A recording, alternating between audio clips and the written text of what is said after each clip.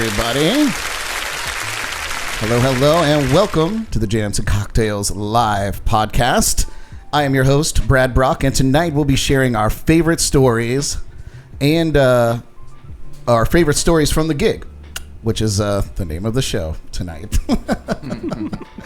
I reached out to some of the Treasure Coast's favorite entertainers, and their stories do not disappoint you guys. Joining me tonight, as always, is my partner in crime, Miss Jordan Taylor. Hello, everyone. So beautiful. Yeah. Thank you. And we have quite an eclectic and very social distanced guest panel tonight, you Motley guys. crew. So we're going to go through it. Give it up for Jeff Farshedian from Treasure Coast Entertainment. Just had a birthday. Looking younger than me. And, of course, here, rounding out the lounge side of the show, we have Kevin McLoughlin and Mr. Chris Springer. Hey, everybody. What's up, guys? Now, before we get things going, please go and join the Jams and Cocktails group on Facebook and subscribe to the Brad Brock Music YouTube channel. The links are in this video's description, so you can go do that anytime you like. So, today we are sharing stories from the gig. Every musician and entertainer has one, at least one really, really good one. Right, Chris? Yes, very much so. It's brewing. It's brewing. He's racking his brain over there. I feel left out, dude. Everybody else has got a camera. What the...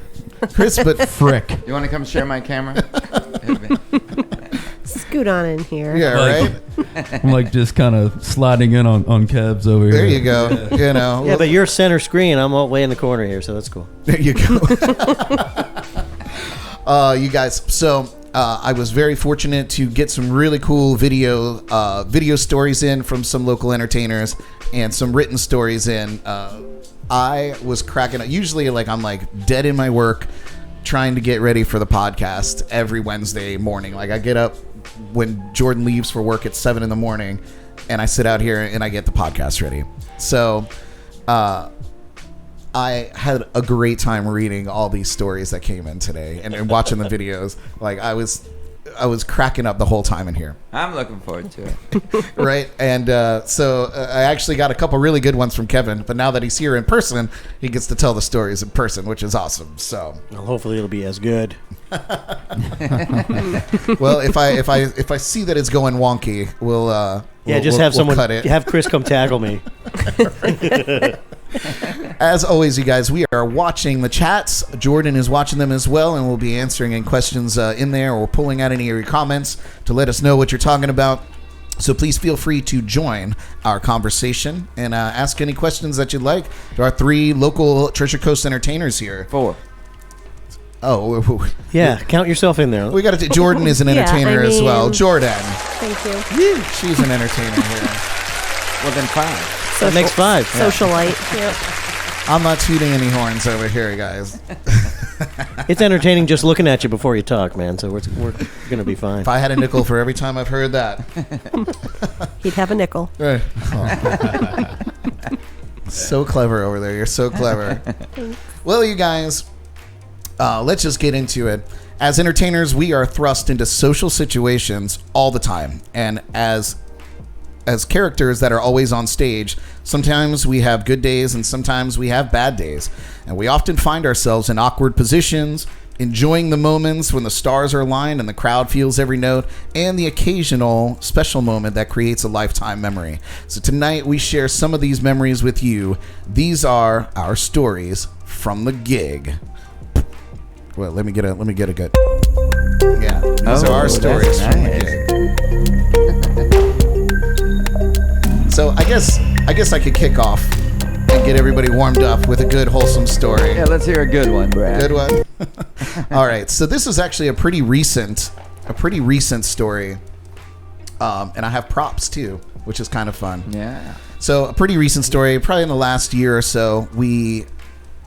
I was playing a show at Johnny Longboat's down in West Palm Beach, over on Singer Island. Yes. Anybody else? I know you've played it quite a few times. I've been there quite a few times as well. Yeah, Chris. Jordan's been there eating sushi. Yeah.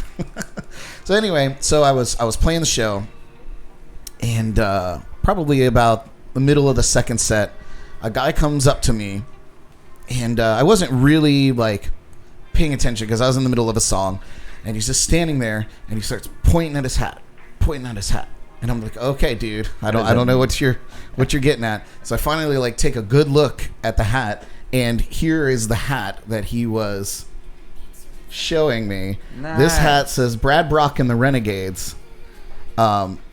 This hat is so vintage, and I'm so impressed with the how intact it is. You took his hat?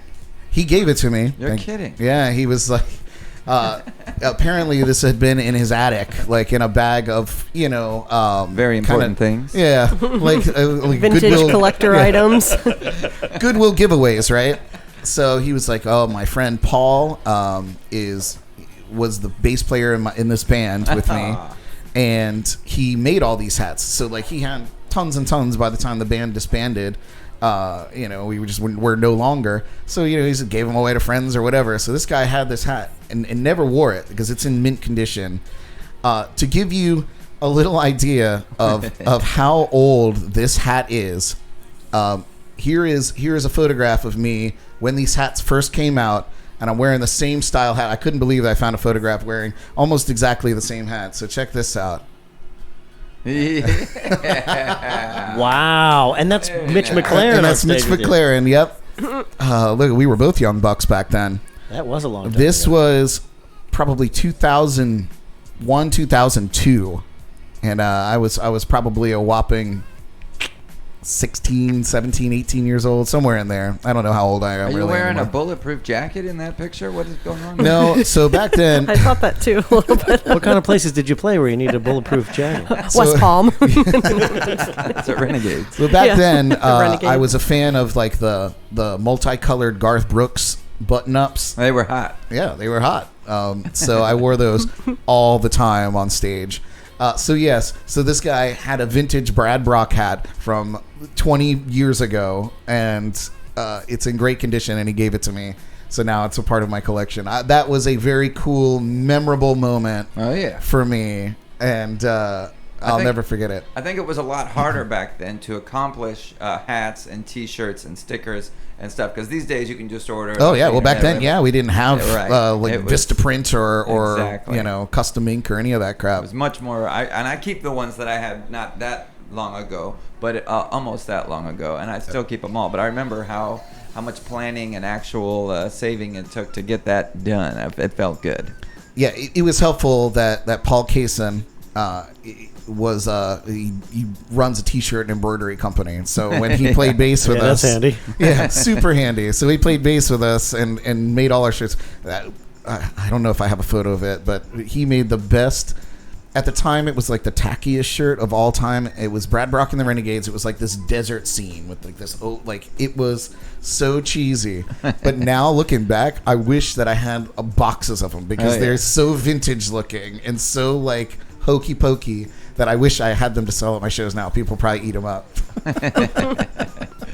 But moving along in the spirit of sharing our stories, anybody want to go first or go second?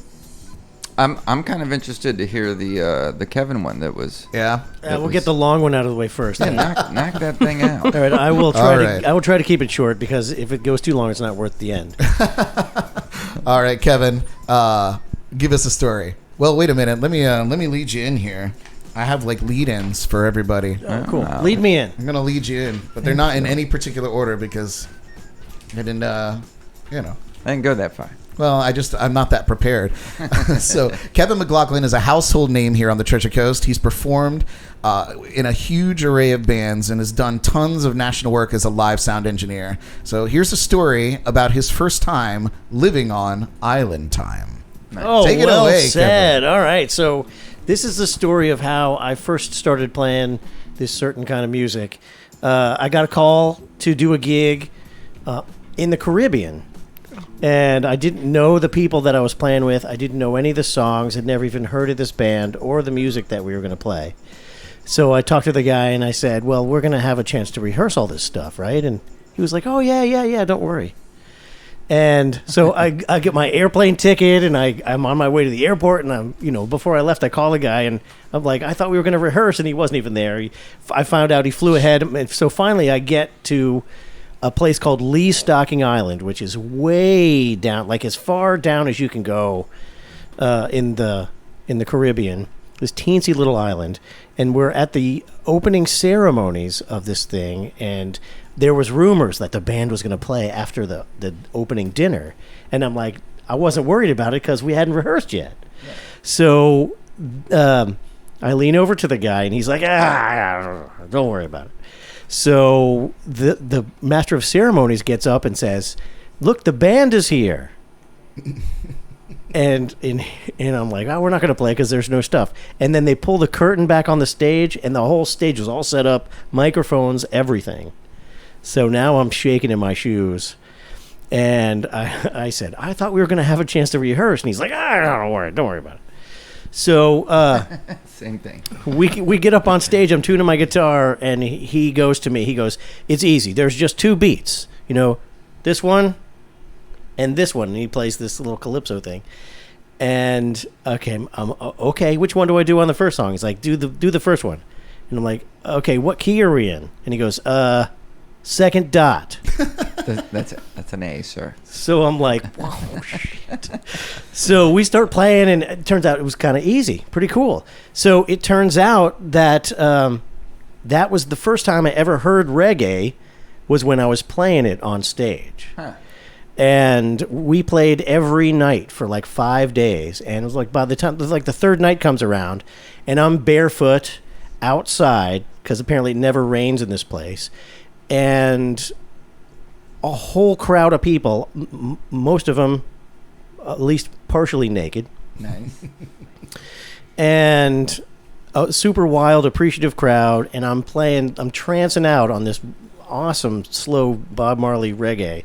And I happened to look up, and the stars in the sky were so plentiful that you could barely even see the black. Nice. And so I had this moment of clarity where it's like, I am actually experiencing paradise.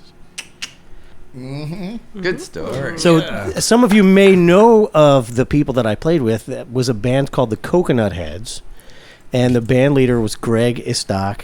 And if you are old enough to remember Mr. Laughs in Jensen Beach, sure. I ended up playing with that band for about 1.5 years, and they played every Sunday at Mr. Laughs, and probably 5 other gigs a week that we played. It was awesome.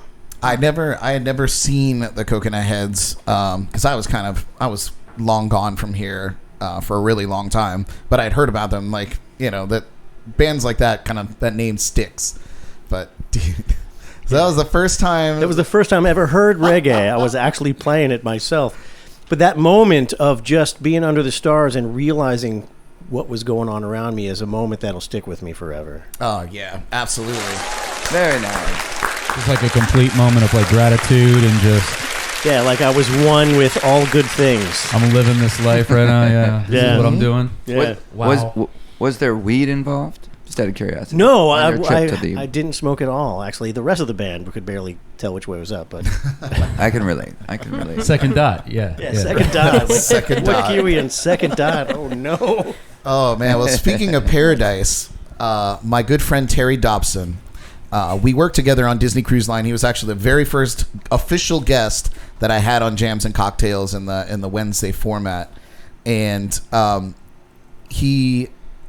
we worked on Disney Cruise Line, but we never worked together. We were each other's relief.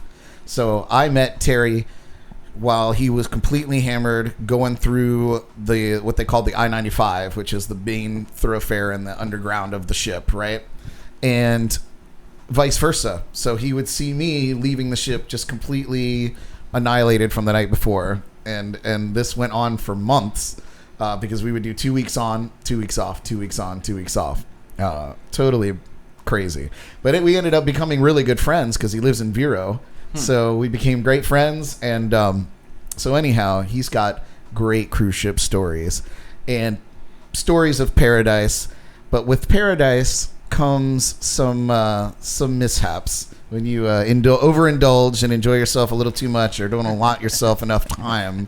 So Terry is a seasoned musician and a salty sea dog.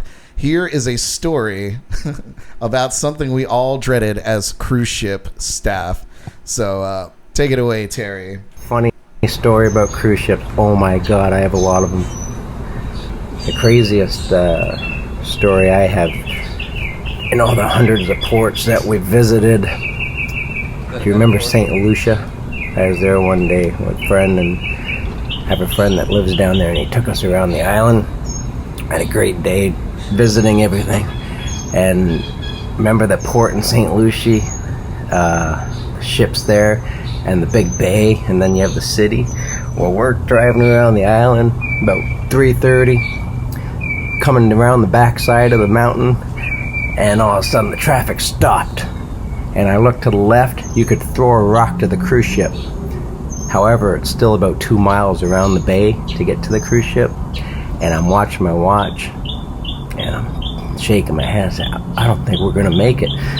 So we get around the other side, and I saw the lines coming off the ship, and we start running up to the ship, and I hear people yelling and screaming and hooting and hollering, oh, yeah! And I look up, and I get to the side of the ship, the gangplank's gone, and the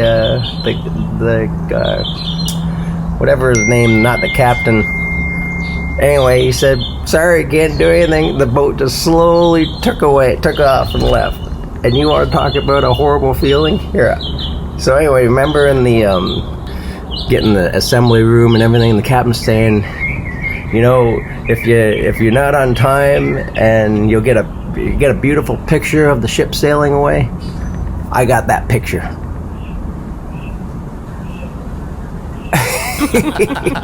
That happened in St. Lucie.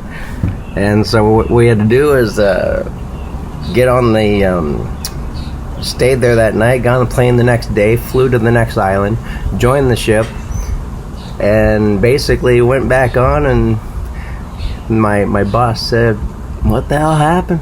And I said, we missed the ship. We got stuck in traffic jam.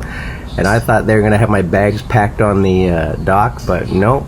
He said, well, the captain really likes you, everybody likes you, so they're going to let it slide, but don't let it happen again. It was awesome, but that was my story, and that was probably the most memorable story on a cruise ship that I have. Anyway, enjoy your show, and hope you enjoyed my story. Rock on, brother. Loving your show. Okay, take care. Bye, everybody. Terry Dobson. Wow, can you imagine? Dude.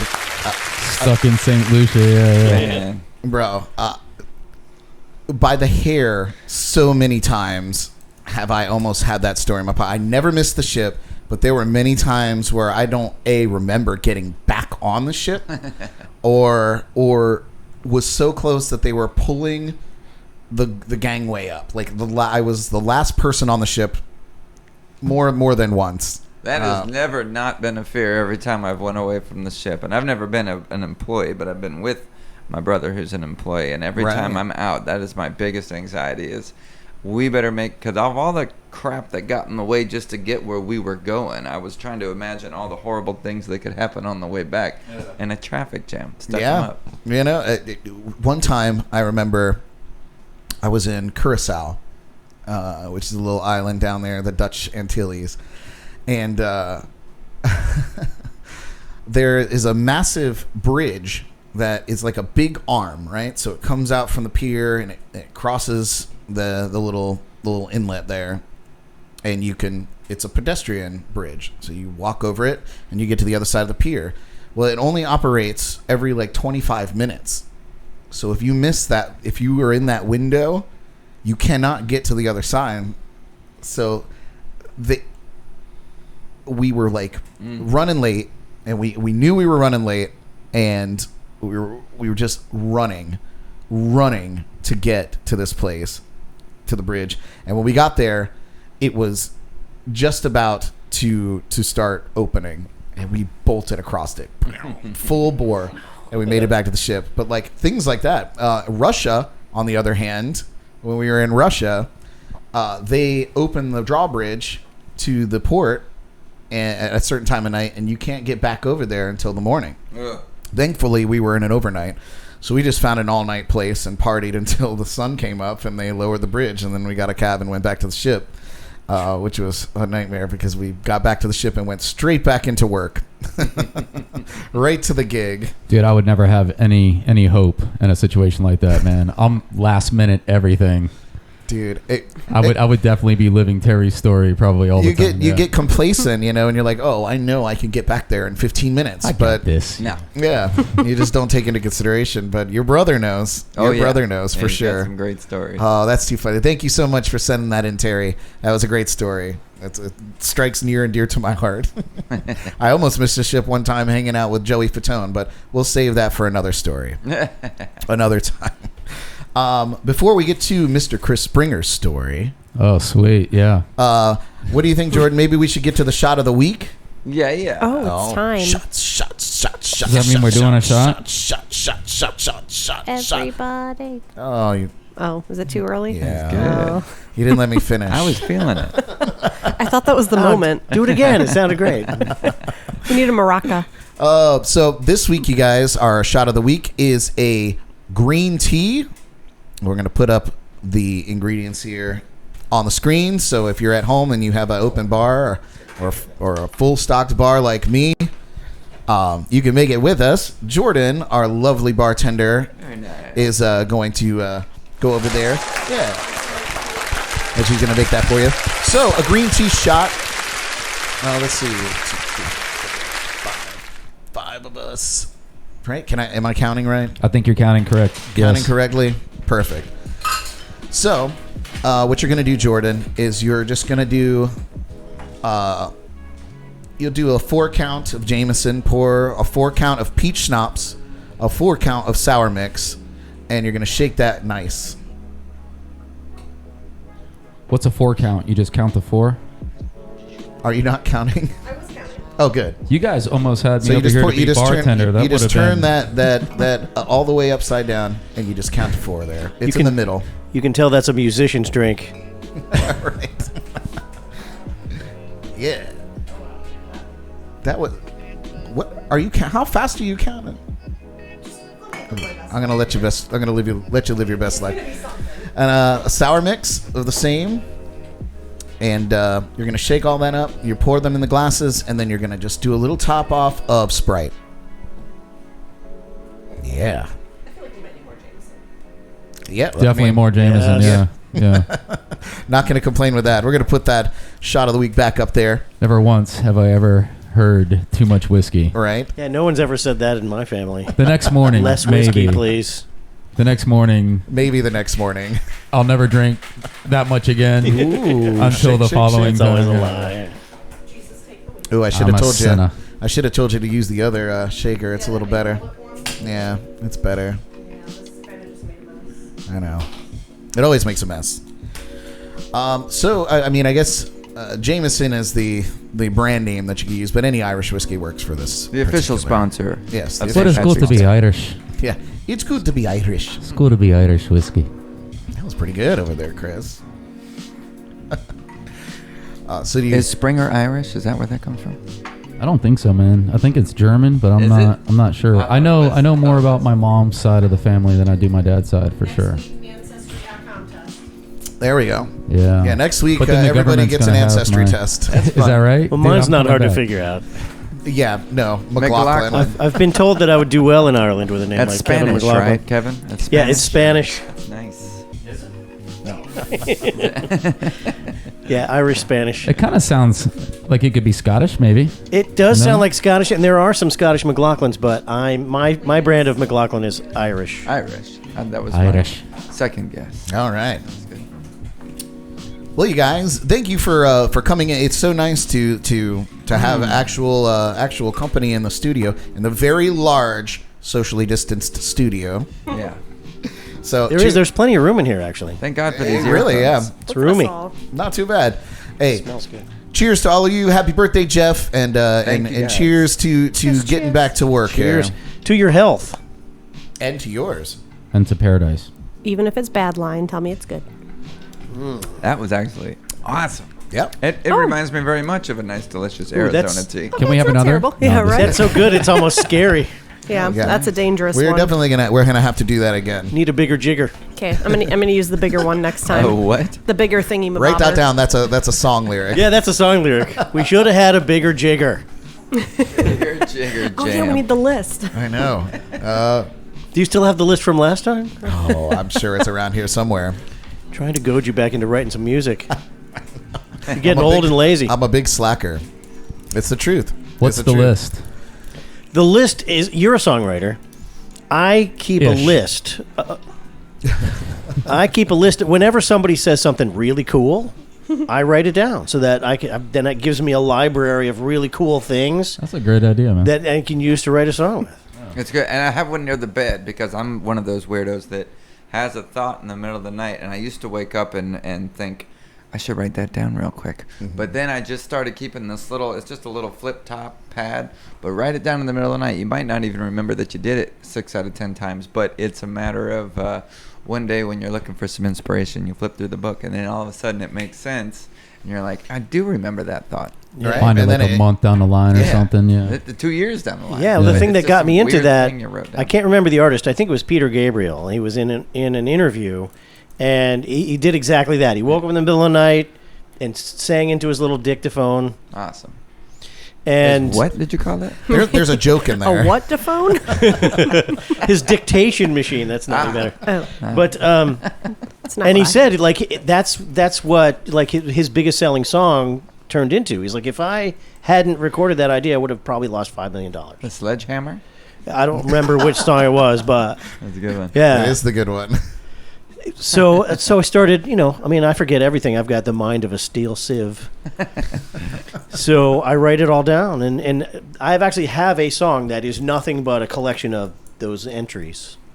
I do have a ton of like voice notes on my phone. Like when I'm driving, I'll just hit voice notes and I'll hum a melody or I've made sing a those, tune. Yeah. but I have not found them as productive. I make them. I don't think I've listened to half of them. Yeah. Then I've come back. And to. they don't make sense when I'm calling back. But the beauty of the words without me talking them is that I can interpret them at the moment. And they don't always make sense. But I've listened back to some voice texts that I took because I had something so important Right, that I right. had to just verbally document this. If I used to write my best songs in the shower, and I would literally like have my phone. This is back before they were all waterproof, and I would like sing the lyrics into my phone, like holding it outside of the shower, and then set it back on the ledge, and it's wild, Written some It is cool. some of my favorite tunes that way. Naked inspiration. I got a bunch of like yellow Write that pads down, around too. the house that are kind of like that, and then I had a Note 4 like back years ago, and when I got my Note 9 and I signed back into my Samsung account, I found all these old notes come up from when I used to actually write down all these weird. I was reading a lot of weird stuff back then, so it's like I don't know, like transcendent type stuff. Sure, fucking sure. up that word, but Philosophy books and things like yeah. that. Here, let me see. They're what fun. I And, got and here. different artists, different authors inspire different types of thoughts. Like you go through a Palahniuk phase or a Douglas Adams phase or a Wilbur Smith phase, and then all of a sudden, everything that I'm writing down when I wake up. completely different. Richard Bach was Yeah. one of my favorite Yeah. authors, man. Very nice. Still is. But let me look at these notes here. A treasure trove, I'm sure. I feel conscious on every level. It is as if I am aware of the awareness of each cell in my body. Stuff like that. Yeah. That's hardcore. We Just blew. We went from viewers we went to no viewers because everybody's dead. We just blew everybody away. That was it. We're done. We were aware of the awareness. Of every cell in my body. I think that was an epiphany I had on shrooms, probably. Yeah. Those are deep That thoughts. sounds like a shroom with realization. psilocybin's on the job. Yes. All right. Well, while you're philosophizing, philosophizating, now write that down. Write that down, Write Jordan. that down. Philosophizating naked inspiration with your bigger jigger. You guys, Chris Springer is a force to be reckoned with here on the Treasure Coast. He is a beatboxing, rapping master behind his acoustic guitar, and I'm always mesmerized by his show every time I get to see him play. Chris, you got to have at least one memorable or crazy story from a gig. You play enough places. There are crazy people everywhere. I know there's got to be one. Well, there's definitely crazy people. Yeah. Yeah. No Faux shortage show. of that. Yeah. Well, Florida. I mean, one, just outside of like the normal. I mean, I don't know how often you guys get it, but just like the crazy requests and then the crazy suggestions. I've had quite a few. I want to be polite when I say this. Matured women come up and stick money in my waistline. That's definitely happened. The Cougars. I'm doing something wrong. Yeah. Man, And if you wear your shirt, Get that and if you going. wear your shirt open just enough, then it comes down that way too. They think it's Magic Mike's show, huh? I guess I don't know. That's nice. Silly. So they put it in your pants down to the elbow, right? Just like sneak it back here, or maybe even in my pant pocket if they're being shy. That's why you wear those baggy pants when you play all the time? No, just kidding. Dude, what is- skin tights. That's it. Yeah, see, those are what I call My extra layer. I call those dollar bill shoots. They Now- come right out the Now knees. I'm taking notes. That's what I'm doing. I'm Yeah, gonna yeah. take a note of this. Oh, pretty good. that's great, man. You're basically like a music stripper. Yeah. Well, Stripping, you know you're what? stripping it down to the realness, and they are The paying first you for time that it happened, I felt like super offended. To be honest with you, I was like, Were you objectified? like I didn't say anything to her, but I was like, what do you think this? I am not a piece of I meat. felt violated, man, for real. that. So when did you realize that you were a piece of meat? That's what Yeah. we want. I just How long caved. did I was that like, you know what? Fuck it. It's part of the gig, apparently. part of the game. No, but I met these golfers one time when I was playing out in St. Lucie West, and I went like they were like, "Hey, dude, after you get done with your show, you should come hang out with us." So we started over at the Vine, then we ended up over at what was that? Good Times West, Oh, and we were at Duffy's, I think, as well. And then we ended up at this dude's house, and he has like this freaking the biggest bong I've ever fucking seen, man. And I just kept getting more messed up with these guys, and then eventually I was like, hey man, like I didn't live very far. We were over in the Belmont, oh yeah. and I lived in Lake Charles, so I mean Oh, it wasn't. Yeah, you're right up the street. Yeah, right down yeah, it wasn't there. that far. Yeah. But I was like, hey dude, because I rode with them, I was like, could you bring me home now? And he's like, dude, I'm entirely too fucked up to drive. Now So was this pre like Uber Lyft Yeah. days? Yes. Yeah. Like I was still in the prehistoric phone days. I mean, there were smartphones out. I just couldn't afford one, Right. and I didn't have one. But so I get at my gate, and I'm just like, I'm just gonna walk through the gate, but there's like cops there with their lights on, so I'm like all stoned, and I'm super paranoid, and I'm like kind of hiding in the bushes, like when are they gonna leave? As a resident, you're hiding in the bushes. As a in resident, your own yeah. neighborhood. They're That's gonna, how you know. they're here That was for some me. good pun. They're here for me. They know what I've done. Yeah, Oh man. it was some good pot, man. Yeah, it was. I feel like any pot would be good out of a bong that's 6 feet tall. That That's a big sounds bong. insane. Yeah, I don't know if it was 6 feet. It was tall. It was big though. It was a big bone. That's wild. Oh well. Hey. See, and you gave us a twofer. We were worried. Did you make it home though? I need a conclusion to this story. I slept in the woods. I No, slept I'm in just the kidding. No, of course I made it up. Oh, man. Oh, That's nerve wracking though, man. You're all stoned, and there's cops. They got their lights on. It's like, what are they here for right now? This is a peaceful place, right? Oh my God! When I'm Yeah, like there's that, no- everyone's a cop. Completely paranoid. Oh man, good deal. We're gonna have to do another round of stories. I think you gotta get some more up your sleeve there. There are only a few people in the music world that know me inside and out and have worked with me my whole music career, and this person not only has that but has been friends with me since I was born. Literally from the beginning, cradle to the grave. This guy, Drummer Dan Gentile. He was the drummer through the Renegades era. He was the drummer through any kind of weird project that I was in. After that, we lived together in Orlando in a band house. And so I reached out to him as my oldest friend and oldest music colleague and said, hey, throw me a story about when we gigged together, you know. So he came back with a collection of stories and some stories that I had forgotten about. And there's a couple stories that might segue into some other things. But we go all the way back, and he drummed up some really, really fun stories that I'm happy to share with you guys. So give it up for Drummer Dan. Hey. Woo! Hey, Jams and Cocktails podcast. This is Drummer Dan, lifelong friend and longtime drummer for Brad Brock. Brad asked me to recount some special moments, epic fails, awkward situations, and musical firsts over our long time together. So I thought I'd give you a couple of each real quick. So, special moments. One of the first I can think of is in the early days of Brad Brock and the Renegades. We got asked to play Clematis by Night, a storied stage in downtown West Palm Beach.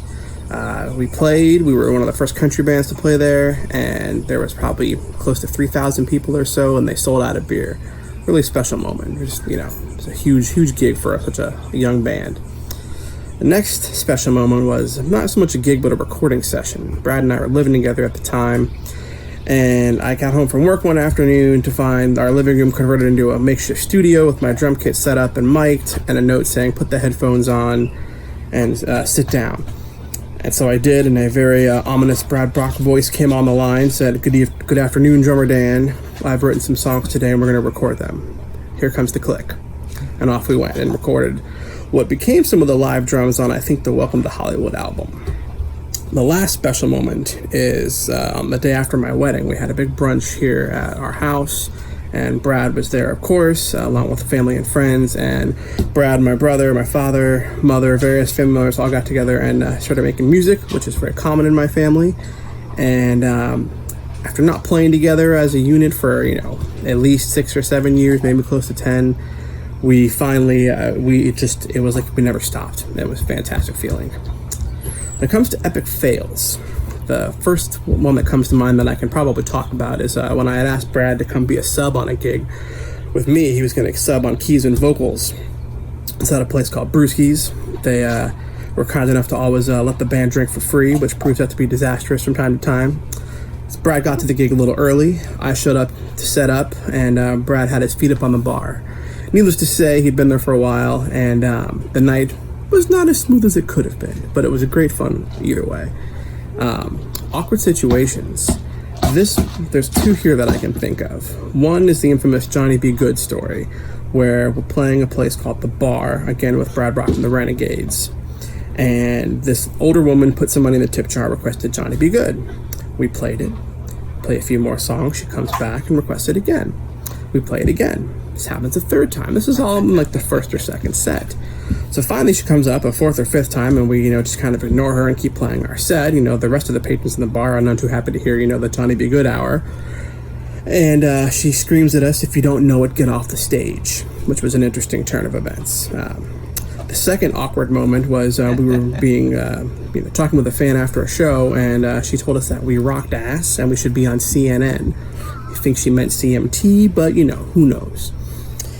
Finally, musical firsts, and this is one that Brad Brock still holds the candle for in my career. Brad got me performing on live TV. We did a live gig on a morning show down in West Palm Beach area, and that was the only time I've ever done that. So there you go, Brad Brock. Those are my special moments, epic fails, awkward situations, and musical firsts with my time on the drum kit for Brad Brock. Take care, guys. Yeah. Aw, that was awesome. That was well done. Drummer Dan. 5 times. That's pretty awesome. Oh, dude. I've had the 2 or 3 here. I've never had 5. That is that's some sort of record. That's pretty good. I can't believe you guys didn't know that song. No, I'm just kidding. Yeah, but that was in that one of those photos. That woman was there. She was like the big woman with the red hair. Oh, of course. Her name was Stella. She ended up becoming like a fan of the band. She would roll around and watch us everywhere we played. Nice. And it's funny because in that story, we played Johnny Be Good for this woman. She tipped us, and then she asked for it again, and Paul, bass player, was totally 100% against it. He was like, no, this is stupid. But I had seen her drop $100 bill in the tip jar. So we're playing that. And I said, we're doing it again. Yeah. We're doing it. And we did it 2 more times for her. And then we finally graciously were like, listen, we're not doing this. And she was just so hammered that she was like, you don't know it? So was Get she off the like, stage. what do you call it when you have dementia? Are you demented? No, what's it called? If you genuinely don't remember what you just said, did she have something? Yeah, like that? Alzheimer's or something. I don't yeah. know. But I think maybe it was also like the booze cloud. Yeah. The booze cloud was rolling thick. But and there was another story in there that he had mentioned, a little bar called Brewski's out in Okeechobee, Florida. I'm not sure if it's still there, but this was over the same weekend that he had hired me to play. And I drank a lot more when I was younger than I do when I'm older. So I don't know what that means, but it was a wild time. So during the same weekend, the night that he came in like on Friday, and I had been there for probably 2 hours drinking. And yeah, he came in. There was nobody in the bar but me and the barkeep, and I had my feet kicked up on the bar and was just chilling out, watching TV and drinking. And so the next night was like Saturday night, which was like their big party night, right? So the girl that I was dating at the time came with me to the show, and it was slammed in there. The dance floor was packed. This was like early 2000s country music line dance time. It was our time to shine. So, just people dancing, people dressed to the nines, Stetson hats, the whole 9 yards. And so we're playing a song, and I was not leading this band. I was just filling in on keyboards for this makeshift band that was put together for this gig. And so this guy asks my girlfriend to dance, which I'm fine with because I'm an entertainer. We get it. We know, she's probably the prettiest girl in there. And no offense to the Brewskis crowd. But so she goes out and she dances with him, and the song finishes, and she goes back to her little seat. And so he came over and asked her to dance again, and she did. And this time he was getting a little more handsy with her. So now I'm like Hawkeyeing, still hammered drunk like I normally was back then. And so, he is like handsy, and she's kind of like pushing him away, or like laughing, but kind of pushing him away. And eventually he like grabbed her by the arm and was like, "You're an effing slut." And I heard it, and I grabbed the microphone, and I was like, "What did you just say?" Like in the PA. Nice. Completely unprofessional. Very, very drunk. Or was it the most professional thing you've ever done? It's a very country bar thing to do. Yeah, certainly no. It gets worse. It gets worse. Oh, man. So we get into an altercation, and he starts yelling at me and shoves her. So I jump off the stage and I go after him. He runs out of the bar, and he runs out to his pickup truck.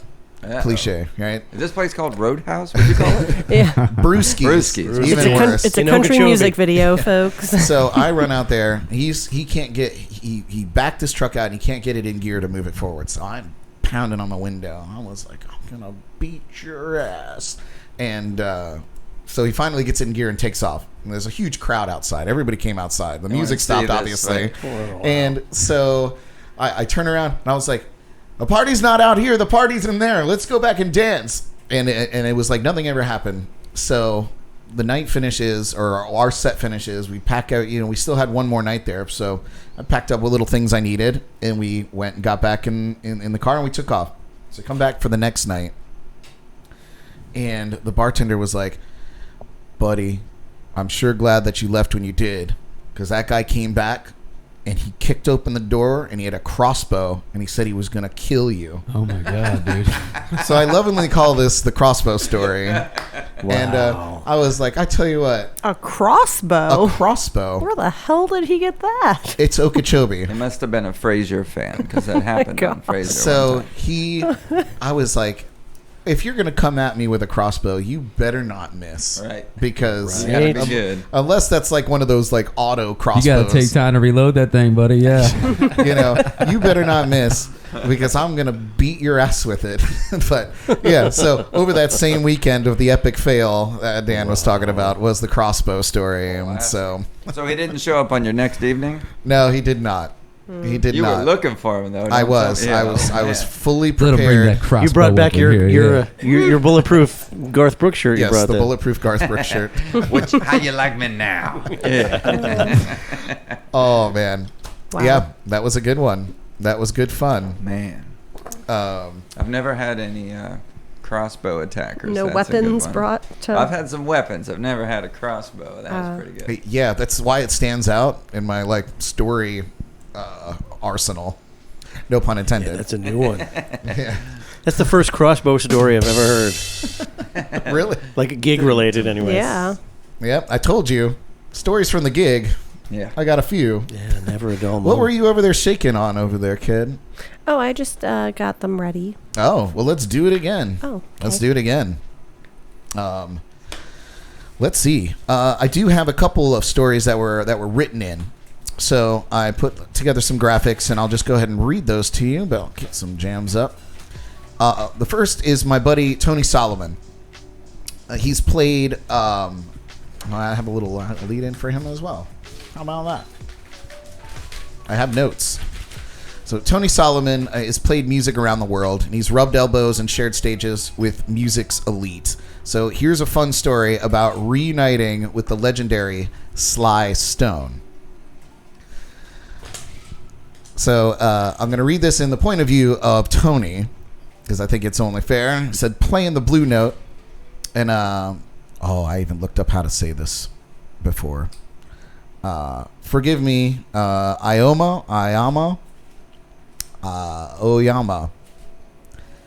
Japan. Playing the blue note in Oyama, Japan, and in walks Sly Stone.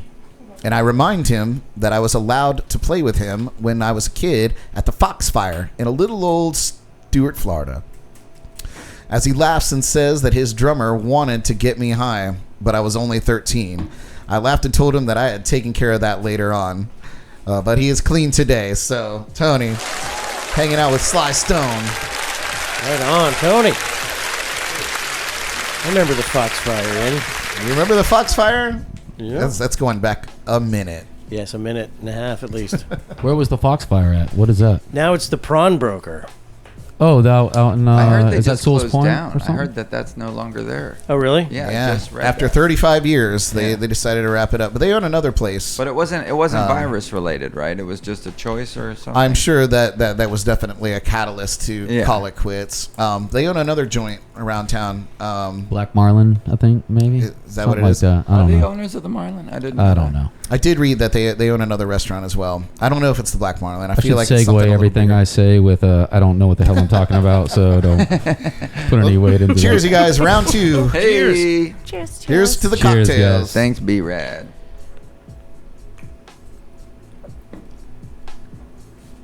Oh. Ooh, it keeps getting better, girl. Wow. Very nice. That's how it works. That man. is awesome. So Thanks, good. guys. Yeah, So- these are green tea shots are my. I have two favorite shots: green tea, and I also like Washington apples. But green teas are like my go-to. If I'm going to order a shot at a bar that I want it to not be like straight liquor, it's a green tea, I can see why. That is just plain awesome. right? You Yeah. can put them away and Dangerous, maybe. yeah. Yep.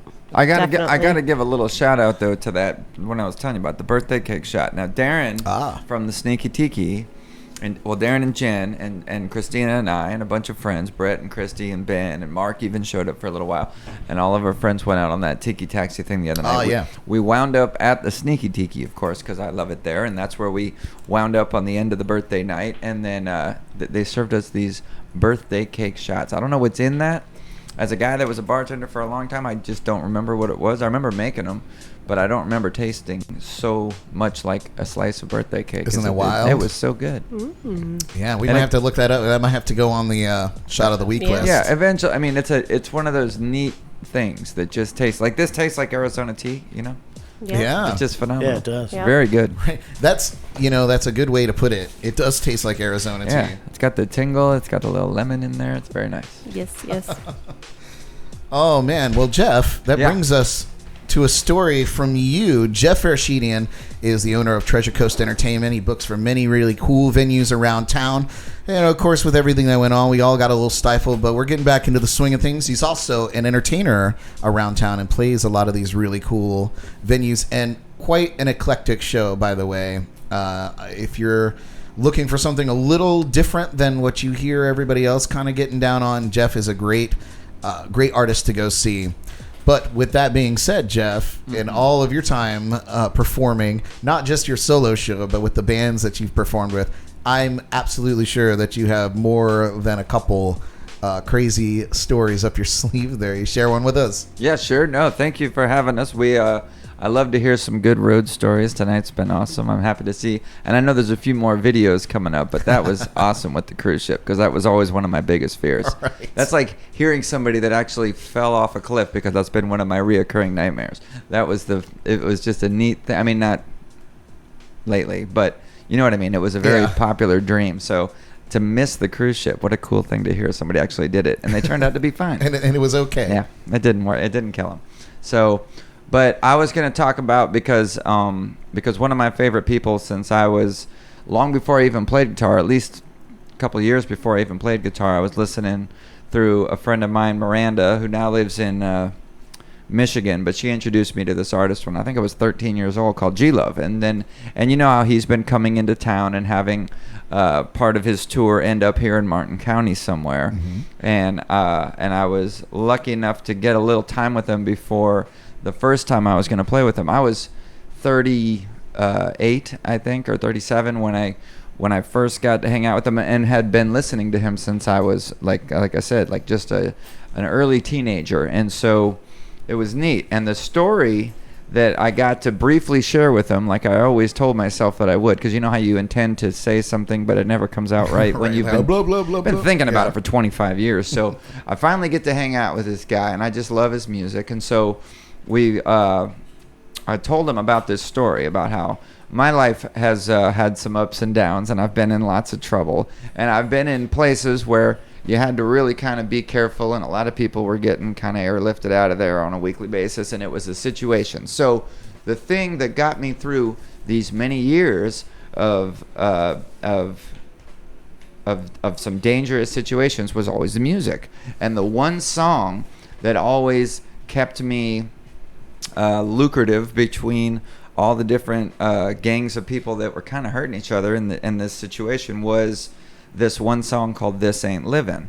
And I told this story to G-Love just over a beer. We were upstairs at Terra Firmata, and we were just talking. Jordan and Tara were there from Ohana Surf Shop, and we were just hanging out. And he liked the story. He said, "Man, I never heard that story before." So I was like, "Oh, okay, cool, but I just always wanted to tell you that." He was like, "Well, that's a G-Love and Special Sauce song, so I'm just here as G-Love, so I'm going to do that song for an encore, and you come up and you sing the Special Sauce parts," which was kind of neat, because That's obviously so that neat. was 20-something years after playing, and many years of just loving this guy long before I was even playing, and it was just an amazing thing. So I got to get up and do that with him. And as far as a landmark goes, that was awesome for me.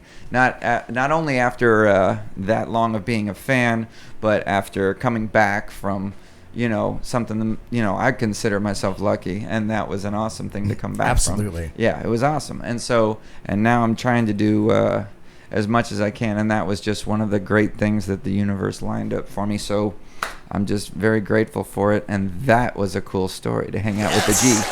And we got to do it a couple of times too, Right, because he, it wasn't the only time that he had stopped it at Terra Firmata. Right. It is a great story, and G-Love's so great. He is the epitome of a successful gigging musician. Oh, 30, what he's is it, not 300 like gigs a year? Making millions. But you know what? He makes original music. He can earn a living playing original music, touring, and releasing albums on his own accord. And that's very cool. Yeah. And that is a great. I mean, I've know that story, Jeff. Oh man, I've heard it definitely a few times. Yeah. But I will get drunk and tell that story till I die. No, it's so good. So thank you for sharing, man. No, and definitely. And then we got to do it again out at Kai Kai with with Carl and everybody that was out Oh, there. yeah. And it was a very similar core group, but a completely different crowd. But it was awesome. And he said, come on up and do this. I said, man, you're a good guy. That's so awesome. And by the way, he's been going. If anybody is a G-Love fan and gets interested in seeing the people that have, like we've all been doing, like Chris has been doing, like Kevin's been doing, like Brad's been doing, like Social Distancing Network has been doing, like we've been doing at Pierce Cider, like we've been doing from every spot that's possible, is keeping, like the little things have been killing it and keeping up on their things, like all the people that have been putting their music online, even throughout the entirety of this ridiculous period of our lives. G-Love every day has gone on. He's done like an instrumental. He's done, I mean, not an instrumental, I'm sorry. Like a lesson or something. Lesson. Yeah. He explains songs that we love from the past. I just got so much respect for that guy. He's got his son there and his wife. Yeah, they do the it's kids cool to get a section. window into some of your favorite musicians' kind of homes, you know, Oh, and yeah. into their personal lifestyle. Yeah. Or not lifestyle, but you know, a little bit of Yeah, do it. a It's glimpse of private. their life. It's still social media, and it's still something that we got to take with a grain of salt. But they're like, you catch it for 45 minutes of actual real-time experience with these folks, and I'm just so grateful for that. A lot of people have done it, but I feel like he's kind of gone above and beyond, kind of like he does as a gigging musician. Right. So I just respect the guy. It's so funny. Jordan and I were watching Mac McAnally. I don't know if you Yeah. guys know who he is. He's a longtime guitar player with Jimmy Buffett, but he's also a legendary songwriter. You know, he's just written some of the best country songs that are out there, like Grammy Award winning. And so we just happened upon one of his live videos, and he's just up in his little attic studio, and he's got his little collection of guitars, and he's just the most humble, like, you know, West Coast Florida, like, mouth Alabamian or Mississippian is what he is. And just had a little stories for all his guitars and all these songs. And, and he's like talking about these little songs that he wrote, and then he jams out, Back Where I Come From by Kenny Chesney, and which is one of Kenny Chesney's biggest songs ever. And he's just singing it, it's his little baby. And to That me, was his song? yeah, it was his song. Oh, that's nice. And it's just, it's so far out to run into or get a glimpse into like just how human these people are. The songwriters to some of these major hits.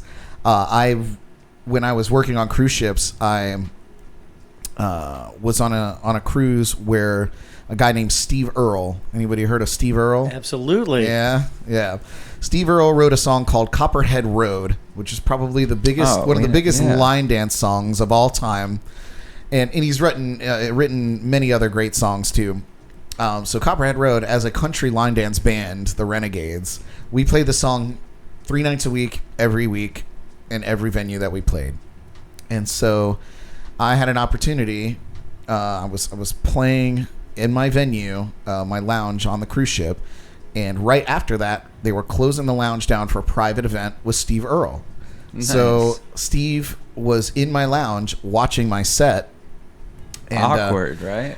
I mean, not that awkward. I recognized him immediately, so like I kind of like put my A game on, and and I played my set. And there wasn't very many people in there, because it was probably just like dinner time, so people were, but I got to sit and chat with him for a little bit as they were closing the lounge down. And I was like, Steve, I was like, I have to admit, man, I was like, because of you, I had to play Copperhead Road so many times over my country music career. And he looked me dead in the eye and he said, you had to play Copperhead Road so many times. Oh, that's funny. Put me right in my place. I was like, oh, Steve Earle. Seriously,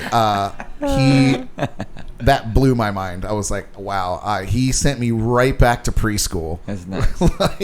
It's a good feeling, though, right? Someone tells you, it was. It must have been doing it 15 years longer than we've ever even thought of it. That was his biggest song. It was his biggest song really? of all time. Yeah, and so, I mean, anytime you think you're tired of playing a cover like Sweet Home Alabama Yeah. or something like that, Talk to think Skynyrd. about Skynyrd. The guys that died on the plane crash they're the ones that got out lucky.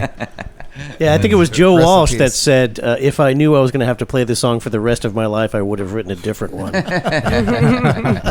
Right. Oh man. Well, I saw that Scott Benge was tuning in here, and he actually wrote a Benge. little comment. Scotty Ben. He said gig stories rule. He said the crazy business we're all in certainly lends itself to all sorts of nuttiness, especially when mood altering substances are involved. Amen. He said I'm sure Scott's probably got some stories, man. you know, I have a couple in my arsenal right here. All right. How could you not? Right I know. on. He said, nice to hear them from my friends, having a ball watching and listening. So, in the spirit of that, we're gonna put a little thing up here for Scott. But now I gotta find my notes on it. I need to go back to cue cards, Jordan. We need to go back to cue cards. Okay. I try to X-may the paper. I tried to save time by just printing them out on paper, because cue cards have to be all cut to fit, because I'm a little neurotic. Well, it sounds good from over here. Yeah, it sounds very official. Hey, the paper shuffling makes you look professional. It sure does. Just like a 1950s newscaster. He really has You should nothing. drop some news into your podcast here too, man. Oh yeah, fun fact. Oh, Fake news. He really It has doesn't have to be nothing. real. He really has nothing written on those papers. fun celebrity birthday. Just Andre They're just 3000 turned 45 today. And that's actually true. Happy birthday, Andre 3000. Happy birthday. Woo. Scott Benge is a Treasure Coast legend, the voice of an angel and a wizard on his guitar. While getting ready for a performance at the Lyric Theater in Stewart as an opening act, he had a fun experience with the 90s music's Girl Next Door. Here is Scott's story.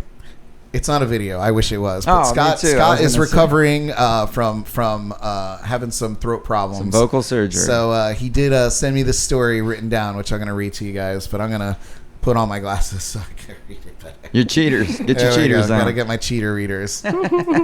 So here we go.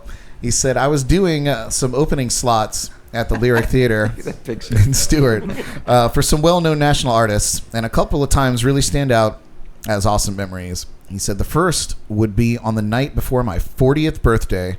I was slated to open the show for Lisa Loeb. Nice. We had both completed our sound checks, and I was just mulling around backstage for 45 minutes before the show. Lisa was making herself a salad and turned and asked me if I was hungry. I told her that I don't eat 2 hours before shows, so he politely declined. She said then, well, how about a salad for after? He said that was so nice of her to offer, so I took her up on it. And she made me a salad. To this day, remains one of the tastiest I'd ever had. That's a great Right? story. Yeah, that's But it cute. gets better. That's a great. Oh, keep going. Get- I saw the end of the paragraph. Yeah, so I have slides. Oh, that's a good. He said, we sat and chatted for a bit, and I told her I was turning 40 the next day, and she had just turned 40 herself, and she assured me that it was no big deal, which it wasn't. And we talked a while about life, love, and music. She was really just an incredibly nice person, as well as a most talented musician.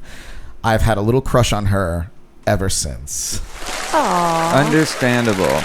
I love Lisa Loeb. I can't imagine someone that's just listened to one of her songs one time and doesn't have a genuine little crush on her. Right? I've I met had her. to- She's teeny. Just a beautiful She's girl. like teeny weeny. Yeah, phenomenal. I had to remind Jordan who she was. She didn't know Stay? You don't remember Stay? Jordan. Oh, yeah. The whole album was She was good, like the but- queen of the coffee house. Yeah. Jordan is the baby of the group here. So Yeah. she was just born at the very brink of the 90s. Of the Loeb era. Yeah. Yeah. Yeah. It's like So- that song, but you didn't really It's like know a who. Cranberries-esque kind of a Jewel. Not Jewel. No, I'm sorry. I didn't mean to say Jewel. But Lisa Loeb was her own thing. She She really, was totally her own thing, Yeah. and she was awesome. That's a great story, Scott. Thanks for sharing, brother. I All right, appreciate Scott. that. Scotty. Good deal. Love Scott Benge. Well, you guys, since I have you all here captive in my dungeon, or the lair, as Jordan likes to call it. Yeah. with the lair. Brad Brock Gold records The estooning lair. the walls. Yes, indeed. Would you guys like to play a game? Indeed. No. Okay. Do you need shots again? I think I'm going to need a shot to prepare for a game. All right, let's do this. Amen. Carry on. By the way, Jordan, I updated the intro video for this game. Oh. It's so Uh-oh. good. I was doing a little research, and I found that in the 1950s on television, Yeah. there was a game called Name This Tune. Sure. Name That Tune. Oh. Right? Love it. And so I found like the grittiest intro video of that particular of that show. And so I recreated it to kind of like be in its new luster. Nice. And I'm actually quite excited about it.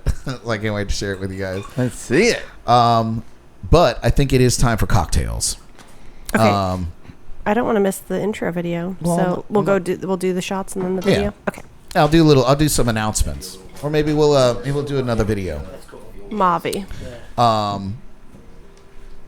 Who's the next? I think it comes back around to Kevin. Kevin's ready? Mm-hmm. All right. I've got a book full, man. You got the eye of the tiger. Nice. The Eye of the Tiger.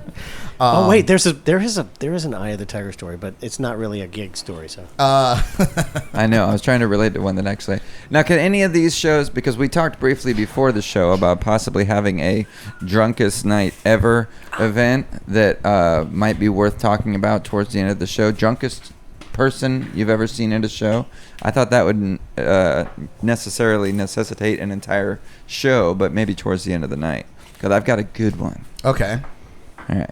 All right. I'm going to hold that one. Yeah. If it comes back out. Keep it Right. keep it in your head, because I can't. I never think of anything. It is a weird one, but I'm gonna never forget that for as long as I live. Perfect. And I'm dying Awesome. to hear the second Kevin story. So let me get this. This one was great. you want by me the to way. what story what was the other story that I told? Oh, this was the story about the father and the daughter performer. I didn't get this preview. The daughter performing and the father in front of you at the VIP. Oh yes, okay. That was a good one. So, for many, many years, I made my living as a sound engineer. So this is a gig that I was doing sound on. So we were up in Sussex County, New Jersey, and we were doing sound for Loretta Lynn. But it was a festival all day long, and there was a whole bunch of performers, one of which was Neil McCoy. And that summer, I had done a bunch of shows with Neil, so he and I had got to know each other pretty well. And I was doing monitors, and the first act was getting ready to come up. And I got a call on the radio that there was going to be a VIP sitting in the monitor booth, which is ultra rare. So, so this older couple gets brought up in a couple of chairs, and they sit them in front of my console. And back in those days, the console was like the size of a Volkswagen bus. And so Gigantic. yeah, like it cost more than the house I lived in at the time. Wow. So they lead him around, and they sit him down in front of my console, and you couldn't see him behind the console. So the what am I trying to say? The first act of the day was some up and coming country singer. I don't know who it was at that time. I didn't care. Probably now it was, knowing that kind of show, it was probably like Leanne Rimes or somebody. And Neil McCoy comes up, and this girl that's singing is just like OMG beautiful, like Christmas morning beautiful.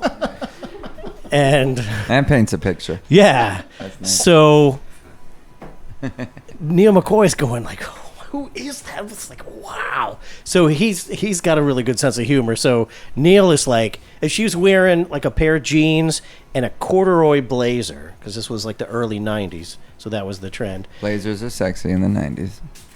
Neil yells out, lift up your blazer so we can see your ass. That's classy. I'm like, no. And he's like, he's laughing, like he's joking around, and I'm going, no, because he doesn't know what's on stage. So he starts yelling some other stuff, and then he turns around to like get a beer or go get something, and the old man kind of gets up and peers over the console and then looks at me like, Yeah. and I'm like, oh, here I am taking the blame. So Neil comes back. And then, he just had a beer, so he's getting even more brave. And so finally he yells to the girl, show us your tits. Oh, my goodness. And I'm like, ugh. And then Neil is kind of standing up. So he just then, as he says it, realizes there's a couple in front. And the old man turns around to stand up, and Neil just dives under the console. He's hiding. And the only person that this old guy has seen the whole time is me. And he just stands up and he looks right at me and says to me, "If you say another word about my daughter, I'm going to kick your ass." And there was nothing I could say. I was like, "I'm sorry." I'm so sorry. I'm so sorry. Did he have a crossbow? Yeah, as a matter of fact, it said "made in Okeechobee" on it. Now that I think back. High brand crossbows out there. No, but actually Neil McCoy's on the ground laughing as hard as he can without actually making any sound. And it, we were totally professional all the time. We never gave a hard time to the singers like that. But the one time that we did, Neil McCoy has given me the blame. And some 90-year-old man is literally going to beat me up on stage. Oh, that story cracked me up That's today. a good one. I was dying. That's funny. Was So he good. laughing from underneath the console? Oh, you know it. Oh, yeah. I would have been. That's awesome. Yeah, and for weeks after that, he'd be like, "Remember that old man that almost beat you up?" Yeah. I do I'm like, remember "Yes, that. Neil, I do. Thank you very much." Where are you running off to? Jordan is she's such a great producer. She's playing like a rat race maze with the cameras. She's like watching to see which camera's on so that she can maneuver in and around them. Oh, that's to funny. get out the That's door. funny. See, me, I don't even pay attention. Like, if she's controlling the cameras while I'm up doing something, I'm just walking in front of wherever. What can I say?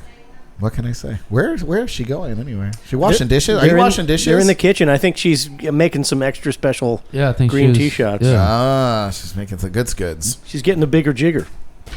The bigger jigger. Well, Chris, where are you going to be playing coming up here? I know you were supposed to be playing tonight. Dude, my calendar is like it's confusing. For Confusing. sure. Mine is confusing and sparse. So I can relate. Yeah. I think my next Square Grouper Jupiter is finally doing the music back Nice. there again. Good. So I think this Sunday I'll be there. I should be at Mulligan's tomorrow and Friday night as well. But Nice. Which one there? both Stewart Oh, and nice. and Jensen. Yeah, but I don't know what's going on with that. I have a liaison, I guess, an agent that takes care of that one for me. An agent. Yeah. I like that, a liaison. Well, like a buddy of mine. Yeah. You right. know. That's fair. It's fair. And like my main event gigs, I've heard. I guess I'm gonna have to shoot like Jimmy or Judy a message and say, hey, what's going on? Because I don't know.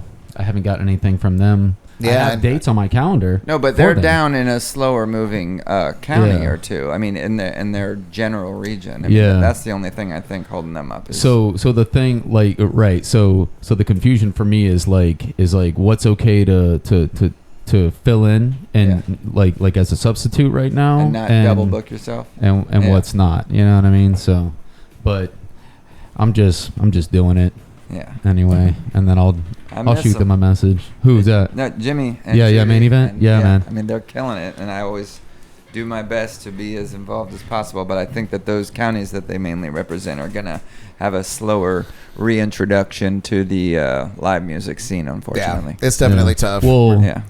like the first one that I would have up on for my calendar would be like Twisted Tuna. Yeah. So that's the one I'm like. They're and Are I they was just doing down it, or there the they're other not night, and the stage is full of tables. Yeah. And I mean, 6 feet apart, doing their thing. Everything was good. The But floating stage? The floating stage had tables on it instead of music because they're just doing 6 feet apart tables, no over the bar service. They're doing all their things. Yeah. And then it was fun. We had a good time down there. We went. That's where we went to the tiki thing. Ah, the other right, the night. boat. Yeah, the boat. We Yeah, did I the haven't tiki heard one boat. way or another about Twisted Tuna. Like, they're pretty good about keeping their posts accurate and up to date about what they're doing. So Yeah. hopefully that'll come together once. I imagine that'll happen once they're allowed to operate at 100%, Yeah. which Right. I imagine is coming in the next week or two. So that'll be good. Yeah. Yeah. Well, you guys want to do this shot and then play a game? Sure, man. Would And you then- like to play a game? Let's play a game. Is it that name that tune? Oh, yes, sir. Game? Oh shit. Oh, it's Sorry. your favorite, Chris. I want to see this intro. Well, dude, I love how over the past few weeks you guys have been just making it easier and easier. You were the guinea pig, brother. Except for that one week when Ellie and I botched it. Oh yeah, that was a We tough. did pretty bad that one was week, rough. too. That was rough. Cheers, you But- guys. Cheers. Salute. Cheers. Thanks for hanging out. Cheers. Woo! Oh, I just got a lovely text message from Tony. Hey, Tony. Who's my cousin in California. Oh, He's nice. at my dad and Oh. Patty's house right now, and he said he's watching the podcast and it looks great. Oh, thank you, Tony. Hey, Tony. Tony, Cool. thank you, Hey, Tony. man. Tony. California. Oh, they're down. Pasadena, California. He's in the lockdown out there. Yeah. Yeah. Good luck, They're in the Tony. lockdown. Yeah, they are in the I feel for you, my lockdown. friend. All right. So you guys may or may not believe this, but I actually geared. I didn't know how many of you would accept my invitation, and here all of you are, which is awesome. I Florida. Was I'll give it I name. was dead set on it just being Jordan and I sitting here running a show together tonight. So we were gonna do it in the nude, Dude, I was just do neck up shows. Well, I that's was- still I was- an option. I don't want to discredit that option. Yeah, right? like we I don't wanted want to we don't want to ruin the vision. wanted my gig this evening, you know, because it would have been nice to go play and I was practicing for it today. Right. Oh. But and squirming to get strings, but Was it the weather? I was also secretly hoping that the call would come in.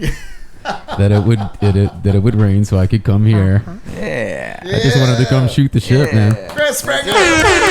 That is a high quality endorsement right there. That's good. That So was- if Will's listening to this, just know that I did want to go play the gig. But disregard everything that Yeah. he just said. We'll Yeah. mute it out on After the that. on the recap. and folks, I we did have not been pay him to having say that. Some gnarly shows out there. Some really good times. Where, at I'm Pierce? At Pierce. I mean, we chilled for a while afterwards. We tried to run around town. We had a nice night. It was just a couple friends, but I miss hanging out with Will, so I'm looking forward to it. Yeah, I like what they Yeah, did Will's out there awesome. too, man. Yeah. So the stage is coming up. There's lots of neat things happening there. okay, so we're still playing on the. We're still playing on the patio. but they got back that there. sign over it, I think, right? Yeah. Or- Well, right now there's Yeah, the it's way tape, cool. but it's a Yeah. flatbed truck looks- turned into. looks Have you great. seen it? I have seen it. It's yeah. like an old-fashioned flatbed truck Yes. with a storage unit on it that's been sliced open into a stage. There's going to be some good shows out Yeah, there. that's way cool. All right, you That's guys. something. Sweet. So the name of the game is Name That Tune. I'm gonna go use the bathroom. Oh. I'm just kidding. Thank you for that. Convenient. the name of the game is Name That Tune. You guys could play at home, but we do have a pretty crowded house in here, so we might not wait on you guys at home. But there'll be a delay, so you won't get the answer straight away. So you can still comment in the comment section with your guesses. This is Name That Tune. All right. Name That Tune, brought to you by Amber Brock Lager. Delicious taste, smooth finish. And now, Amber Brock presents Name That Tune. This is an older broadcast. Oh my god.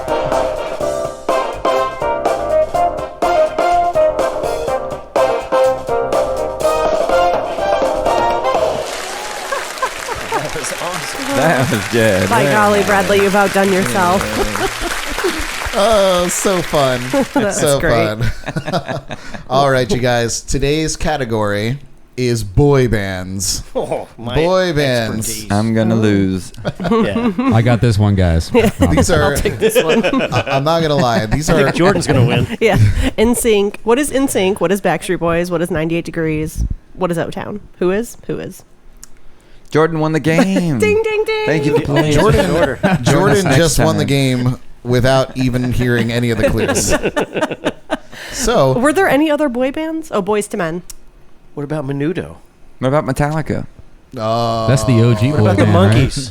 4 all right. boys. Are you guys ready for your first clue? Okay, let's actually hear the clues. Here we I guess, go. First up in the boy band section.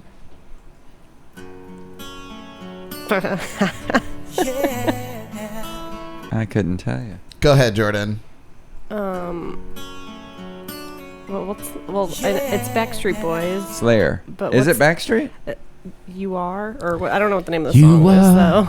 My Fire. Ooh, Mr. Connor. Oh, Chris has got it. Well, I got What- two little I sisters. Want It That Way? That's He wants Oh, I it want that way. That's it.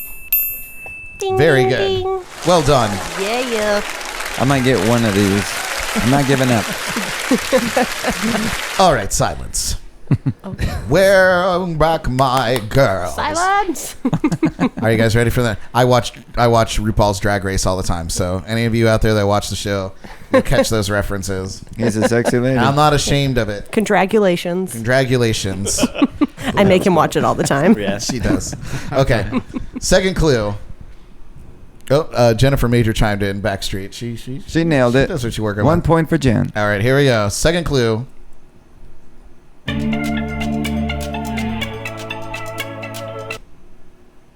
I'm lost. I don't know that one. I don't think. Lincoln We'll Park. do it one more time. Oh. Sounds like a Korn intro. You already named the band, so Oh, is it? you should know. O-Town? No. Oh. Keep going down the list. I'm sure you're going to run into it. In Sync? Oh my God. 98 Degrees? There we go. Name the song. Probably their biggest hit next to their massive string of hits. I feel like they only had like 3. Anybody? One Anybody? night. Uno noche. Yeah. Oh, Uno Noche. Is that Uno Noche? Yes. Oh. What is Uno Noche? Give Well me done, just Chris one night. Springer. Uno Noche. I'm gonna just slide out of the camera frame now. You're crushing it. For knowing Your these. secret boy band fetish is coming out. Chris, what's going on? Buddy? Now I'm red. All Love right. it. All right. Next clue. Here we go.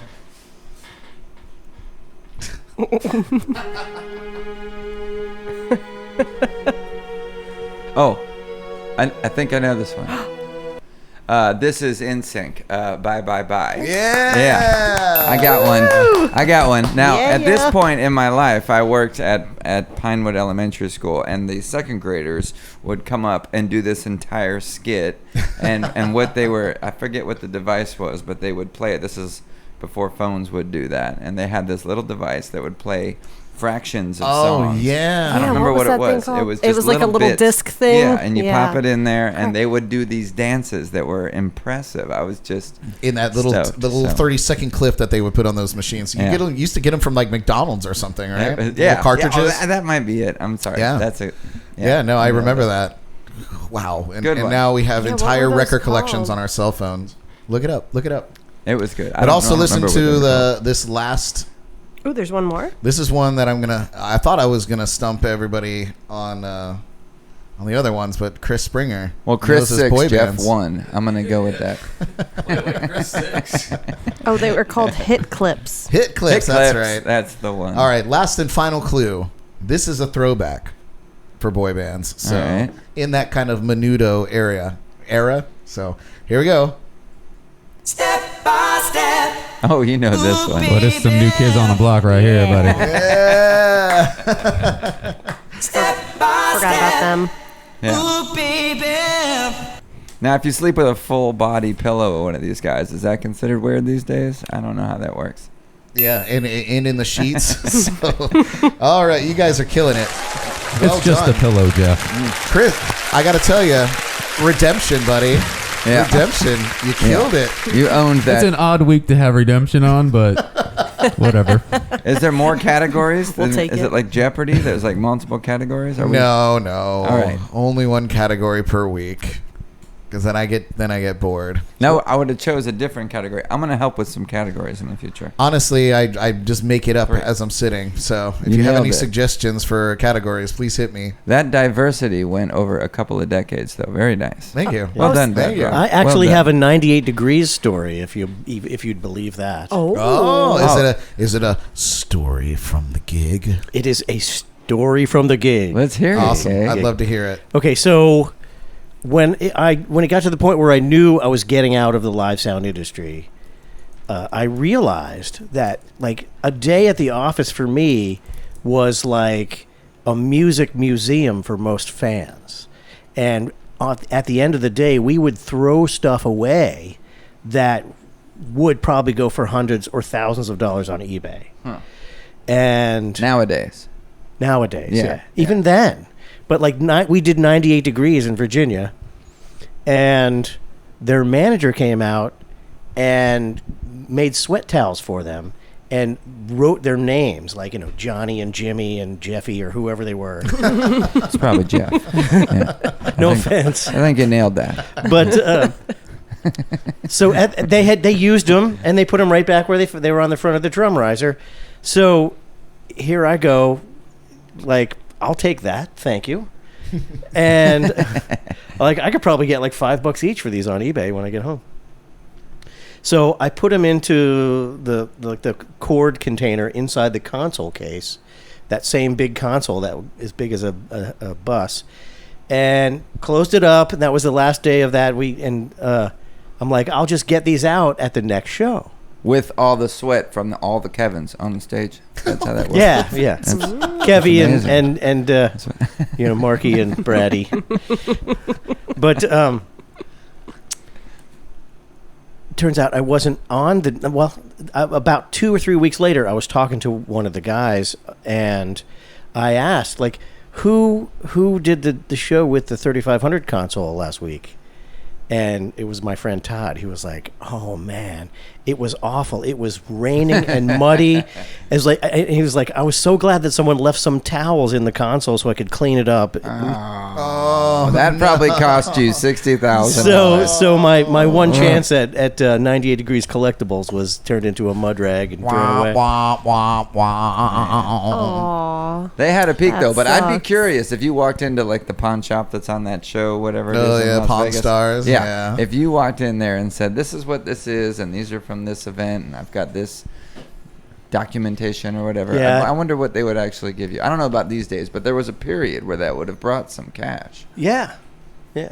And I ended up with a bunch of stuff, but most of the stuff that I had like sensitive phone numbers on it and stuff. I just ended up throwing it all away. Oh, well, you're a nicer man than I. Well, Jeff, Yo. you're next on the story list. I need you to give at least a 2.5-minute story. A what? Wait. At least 2.5 pressure. minutes. Dance, monkey, dance.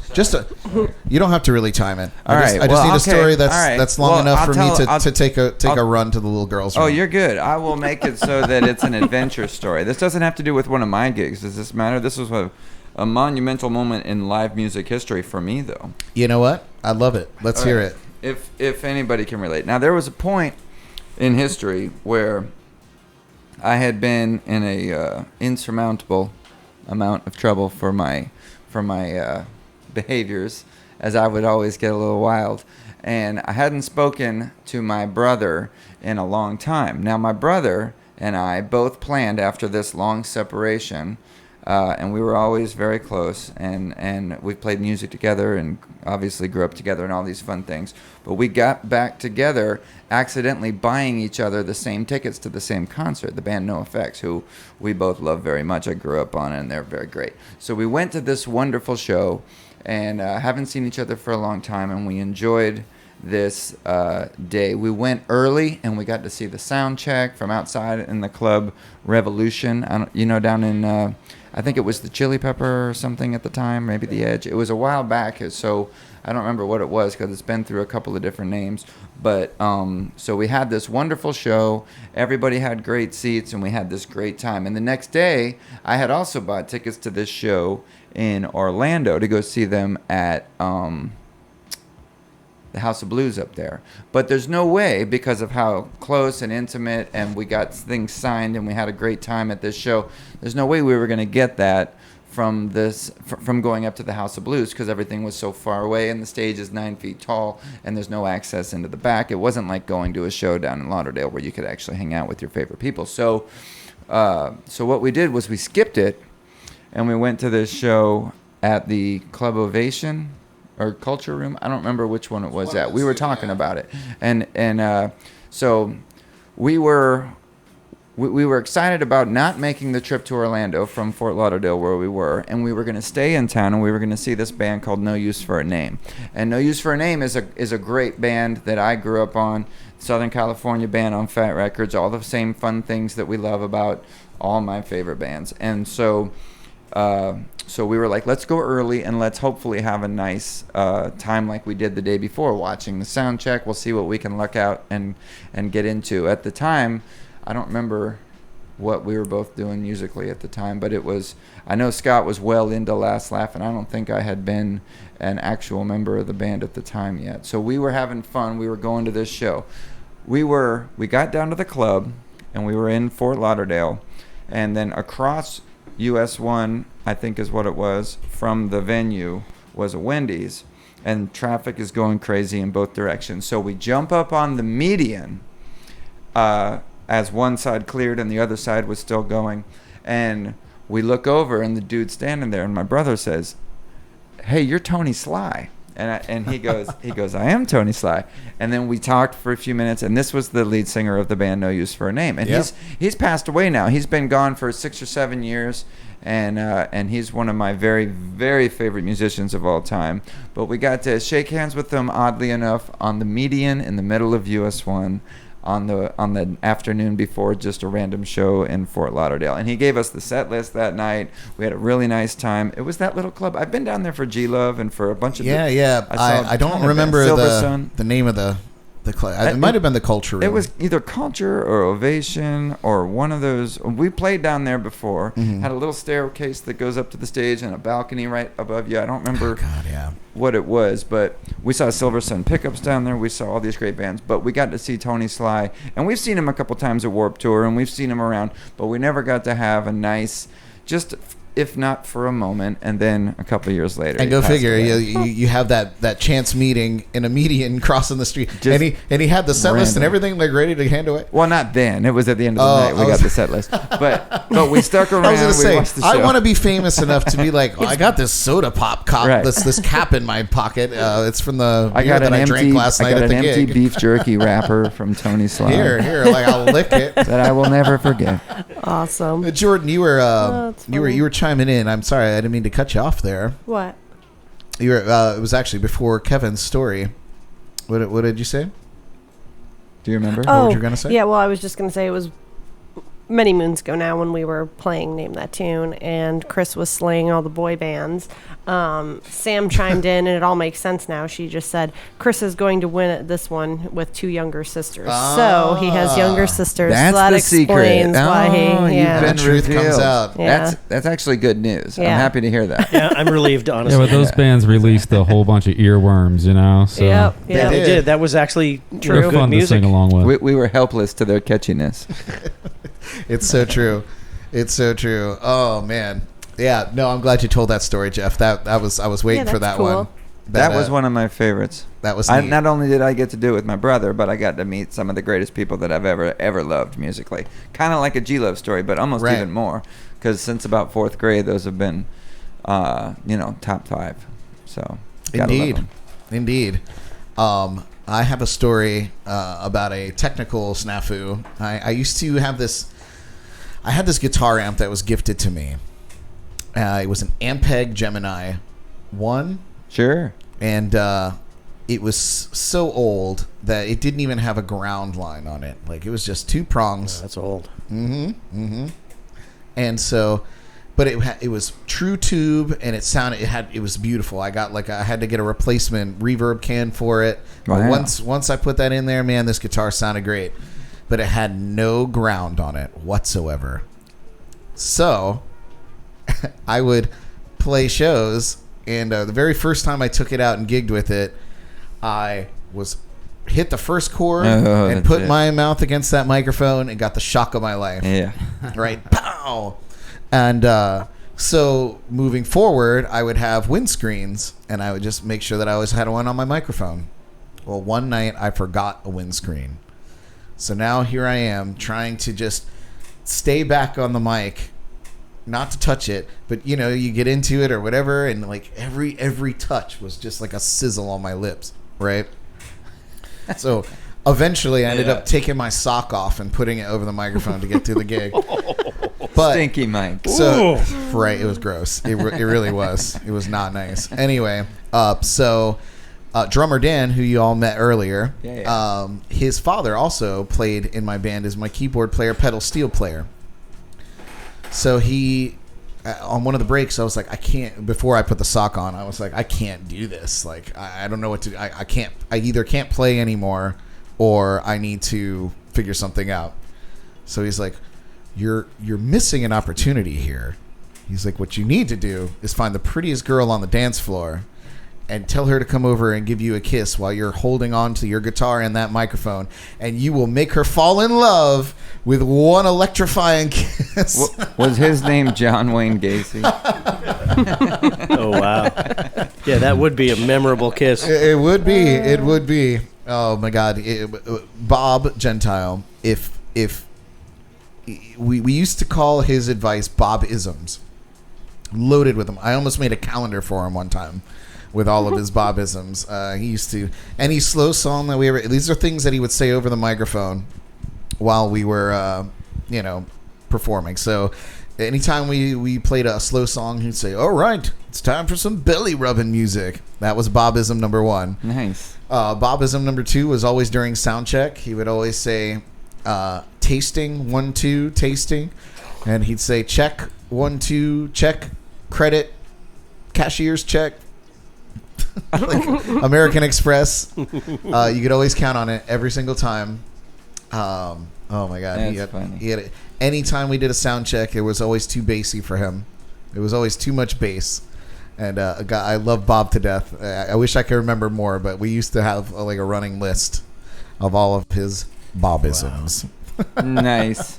I tell people that band members is like a marriage. It's like a rare situation because you date a lot of people, and you can date as many people as you can, and then you go out on a first date, and even if you have a wonderful first night or a horrible first night, you might have had some things that are good, but musicians are the same way. You can play music with each other and have a great night, but do you ever want to see them again? Was it was it fun enough for you to want to recreate that first event? And then absolutely. The beauty of finding 4 or 5 people to get together enough and enjoy each other's company enough, and that's why it's such a hard thing to lose a great band. Because the Renegades, man, we did it for years. Like we were great. And are you not still close? Is everybody still? Oh yeah, I mean, of course. And so, absolutely, we're all still very close. We talk all the time. Yeah. Obviously, Dan is one of my oldest and best friends, and then of course his father and his brother were both in the band, so we're all super tight. That's and then the Paul actually is the bass player for Rough Shot, the country band Rough Shot. Nice. And so, he's still out there doing his thing. He had never played country music until he joined my band. And he got the taste. And now he's been playing country music for 20 years, which is incredible. Awesome. But, yeah. All right, Chris, you're up. Give us something. For like another gig story? Yeah. All right. Okay. I've got kind of a gross one for you. Perfect. It's our favorite. Just what I was waiting for. I was playing at how Terra Firmata did like the after the band Nocturnal Resonance. Thank you. I think is what that was called. Yes. Wow. Yeah. I loved it. I was there a lot. It sounds wild. It was great. So anyway, I go on after this reggae band. I won't say who, but was it Moscow? No. he said he's not saying, man. I was trying to push it. It's very very slick, very slick. But so I have brought. I have to stop. What? Because your wife just chimed in, and she said, "Oh shit, no!" Yeah. This was. Finish the story, Chris. Finish this story. So I bring my own microphone these days from now on, and yeah. But so anyway, so I get up on the stage. I'm in the moment, right? I think maybe I was a couple songs in, maybe. I tend to even hear like I'm kind of right up on the microphone. Sorry right? for being yeah. so I can relate. intimate and lovey with your microphone over here. But so I take a deep breath in between, and this guy had just deposited all this saliva into this microphone, and it's like I slurped all of this cold, viscous saliva into my mouth, dude. And I'm in the middle of a like there's oddly enough there were still people there, and like so I can't react I just had to swallow it and just go on. It was Now you've It was slept a- with it was- everybody that he's ever slept with. by it was the a way. disturbing experience for sure. I would and I never was be the like, same. I would never use a mic after. I would never use the is same mic after a 3-hour band. BYOM. BYOM. So Yeah. funky. That is the stuff of nightmares, dude. That is good. Yeah. That's really my greatest fear. I normally always bring my own microphone. And even if I don't bring my own microphone, You gotta like have now a screen. I always bring a screen with me. I keep a Brad Brock screen with me in my car. It's because good. These are, I saves like my to let life. you guys leave with with souvenirs, but dude, that's gross. That's pretty gross. And dude, it's not like there's always a little bit of moisture there, right? No, this Sure. was like This is a mouthful. it was like a small drink of saliva that just First came. of all, shame on whoever was what was stage managing that didn't Damn go it. over No, it. no, Wipe no, that all no. down. What was it? No. Morning Fatty? What? Wait, was it? Dude, there's no We way don't I'm have gonna to name tell. names. This is going back a few years ago It'd too. be I mean, I don't funnier. Oh, that's funky, man. definitely at least 3-4 years ago, probably. Well, Oh man, that's horrible. let's get into some I'll tell shameless you after the plugs. show. Let's get into some shameless plugs before it gets too late. I want everybody to know what you guys got going on and where they can come and see you. I know that dates are still a little sparse, but live music is coming back to life here on the Treasure Coast. So we would definitely love to invite you guys, if you're feeling up to it, to come out and see us wherever we're going to be. We'll start with Jeff. Jeff, where are you going to be over the weekend in the All next right. week? Last night, every other Tuesday, Johnny Depp and I alternate Tuesdays at the Sneaky Tiki. And it rained last night. I didn't start till a little later than I was supposed to, but it turned out to be one of my all-time favorite ones. Every other Tuesday, I'll be there. Cool. But every Tuesday, one of us will be there, me or Johnny. Nice. So, sorry, that was my shameless Sneaky Tiki plug because I love them. Love it. So this Friday, we're starting music again at the Tide House, which is the old Wahoo's? Wahoo's. Yeah, sure. Wahoo's. And that guy, his name is Guy, that used to own Wahoo's. He's a cool guy, friend of mine. He does fish now. Long story, but good people. So anyways, I'll be there from 4:30 to 7:30 on Friday. Saturday, I will be at Manatee in Salerno, duetting with Victoria Lee, Nice. who is often my co-partner in many great things. We played with the Whalers. We played with, who's that guy? We played with some great people, and she's always got the connections through Duderman or through herself or through some wonderful people. And Yeah, we've- she's awesome. I can't just wait a to have her great back on the girl. show. Just Yeah, she's great. phenomenal. And then Sunday, we're doing gigs between Hop Life Brewery, between Sneaky Tiki, and between Hurricanes in Palm City, which is the only place out there. But it's never disappointed. The tips have been great. The people have been over happy.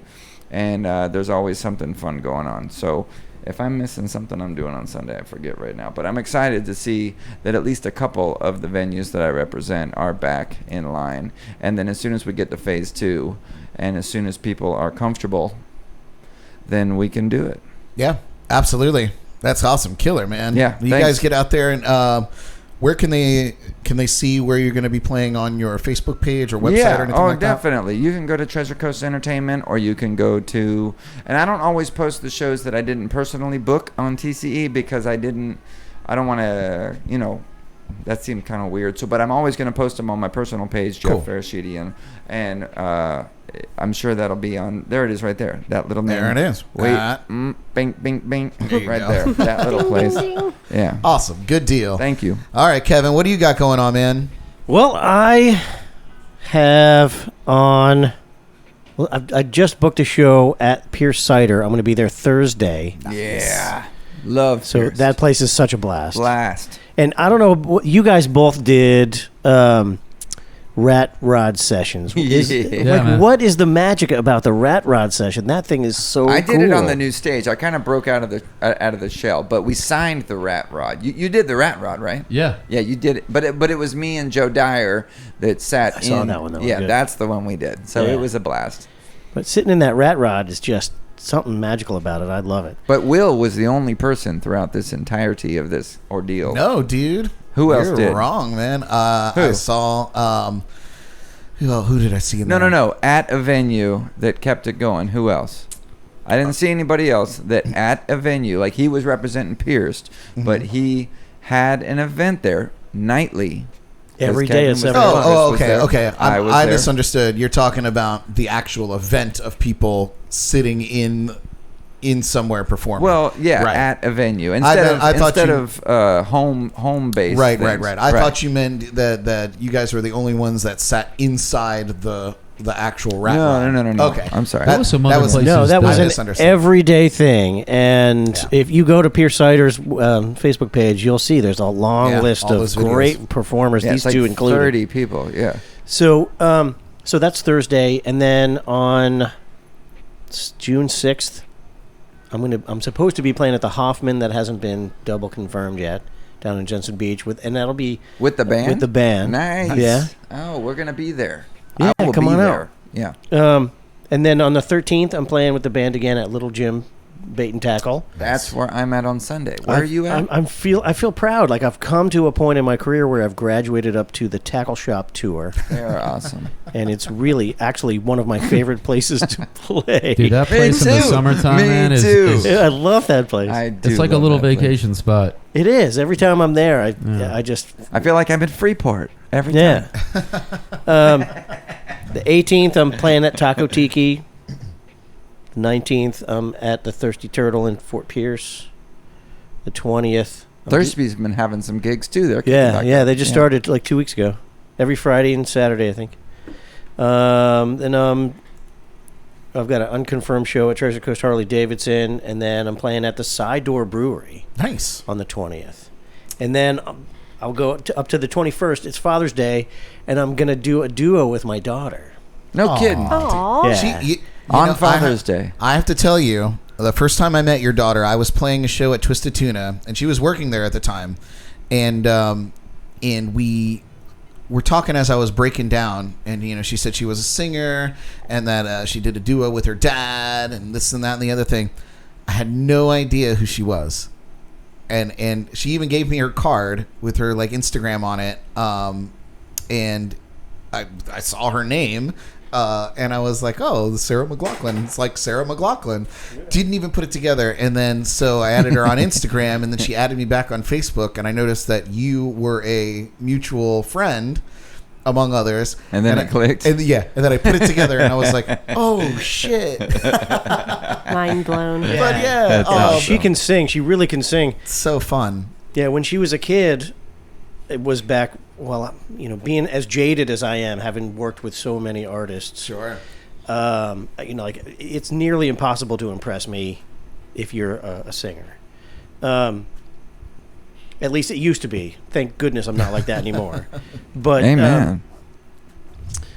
so I was really digging the fact that my daughter could sing, and then I thought, well, it's got to be just because I'm her dad. Like, it can't be like because she's that good. So And you thought you were biased. I thought it was because- biased. I get Of it. course. Yeah, I'm with you. So, a friend of mine, a guy named Dan Kidney, he went up to her because I Good told him name. this story, Yeah. and he walked right up to her and he's like, "Listen, I want to give you a 4-song demo deal in my studio in Jensen Beach." So, What studio is that? Not Raincat? not Raincat. It's closed now. Dan had a stroke a while okay. back. I'm sorry. There you go. I used to call it Flying Sphincter Studios because he had a big army parachute at the top and it looked like a giant sphincter in the ceiling. Sphincter Studios. Yeah, Flying Sphincter Studios. Nice. But anyway, so she picked up 4 karaoke tracks, and we spooled them up and put her out in the control room and sing. And she actually did it. She did what most girl singers don't do. She actually came in time, and That's rare. sang in pitch with no cues, no nothing. And I was like, okay, she can sing. That's awesome. Yeah. So now Yeah. we do duos whenever we can, and I would definitely like to catch. I'm going to that try to gig. catch that. If I'm not playing, I'm going to try to be there. I have trouble holding it together because she sounds just like Jennifer Nettles. Huh. Like when we do a Jennifer Nettles tune, I've struggled to stay conscious. It freaks me And out. you do the other guy that I don't know his name, but always sings with Jennifer Nettles? The other half? Yeah, like we do. I don't know. I sing harmony with her, Nice. and it really is a blast performing with her. That's That when I would have a be lot of cool. fun. Oh, so fun. Nice. Where are you guys on Father's Day? At the Little Gym. At Little Oh, Gym. at the Little At the Gym. beach Where shop. is that? That is on the North Beach Causeway in Fort Pierce. Yeah. Oh, okay. And that's what I just want to shamelessly plug real quick while we're doing it. I'll be there this Sunday, and then you'll be there the following. I will be there on the following. Awesome. And I absolutely top 5 places that I love right now. Little gyms. Saturday, Never June happened. 13th at 3 p.m. Awesome. No, it's 2 weeks, but that's exactly right. And I will be in that neck of the woods. So Well, cool. good for you. I love going there whether I'm playing or not. That is genuinely one of my favorite places to go right now. What time are you guys playing on Father's Day? Probably 3 o'clock again. Let's see. Because they got the 2 shifts now, right? Yes. Well, they did. I don't know what they're doing now. It was a 1 shift during the brief reopening, and then it went back to 2. Yeah, 3 p.m. Sunday, June 21st. Awesome. Nice. Let me Kevin just and throw Sarah. that in my calendar. Kevin and Sarah. So funny. That was fun. It was a fun connection that I made. I was like, oh, shit. It was my reaction. We'll be Shite. there. Shite. Yeah, Chris. Yeah. Chris's favorite word. Chris, Saw what do that you got episode. going on, man? Let's see. For sure, for sure-ish, what I know of is I gotta get up with somebody, but I think this Sunday the 31st at Jupiter Square Grouper 7 to 10, Nice. and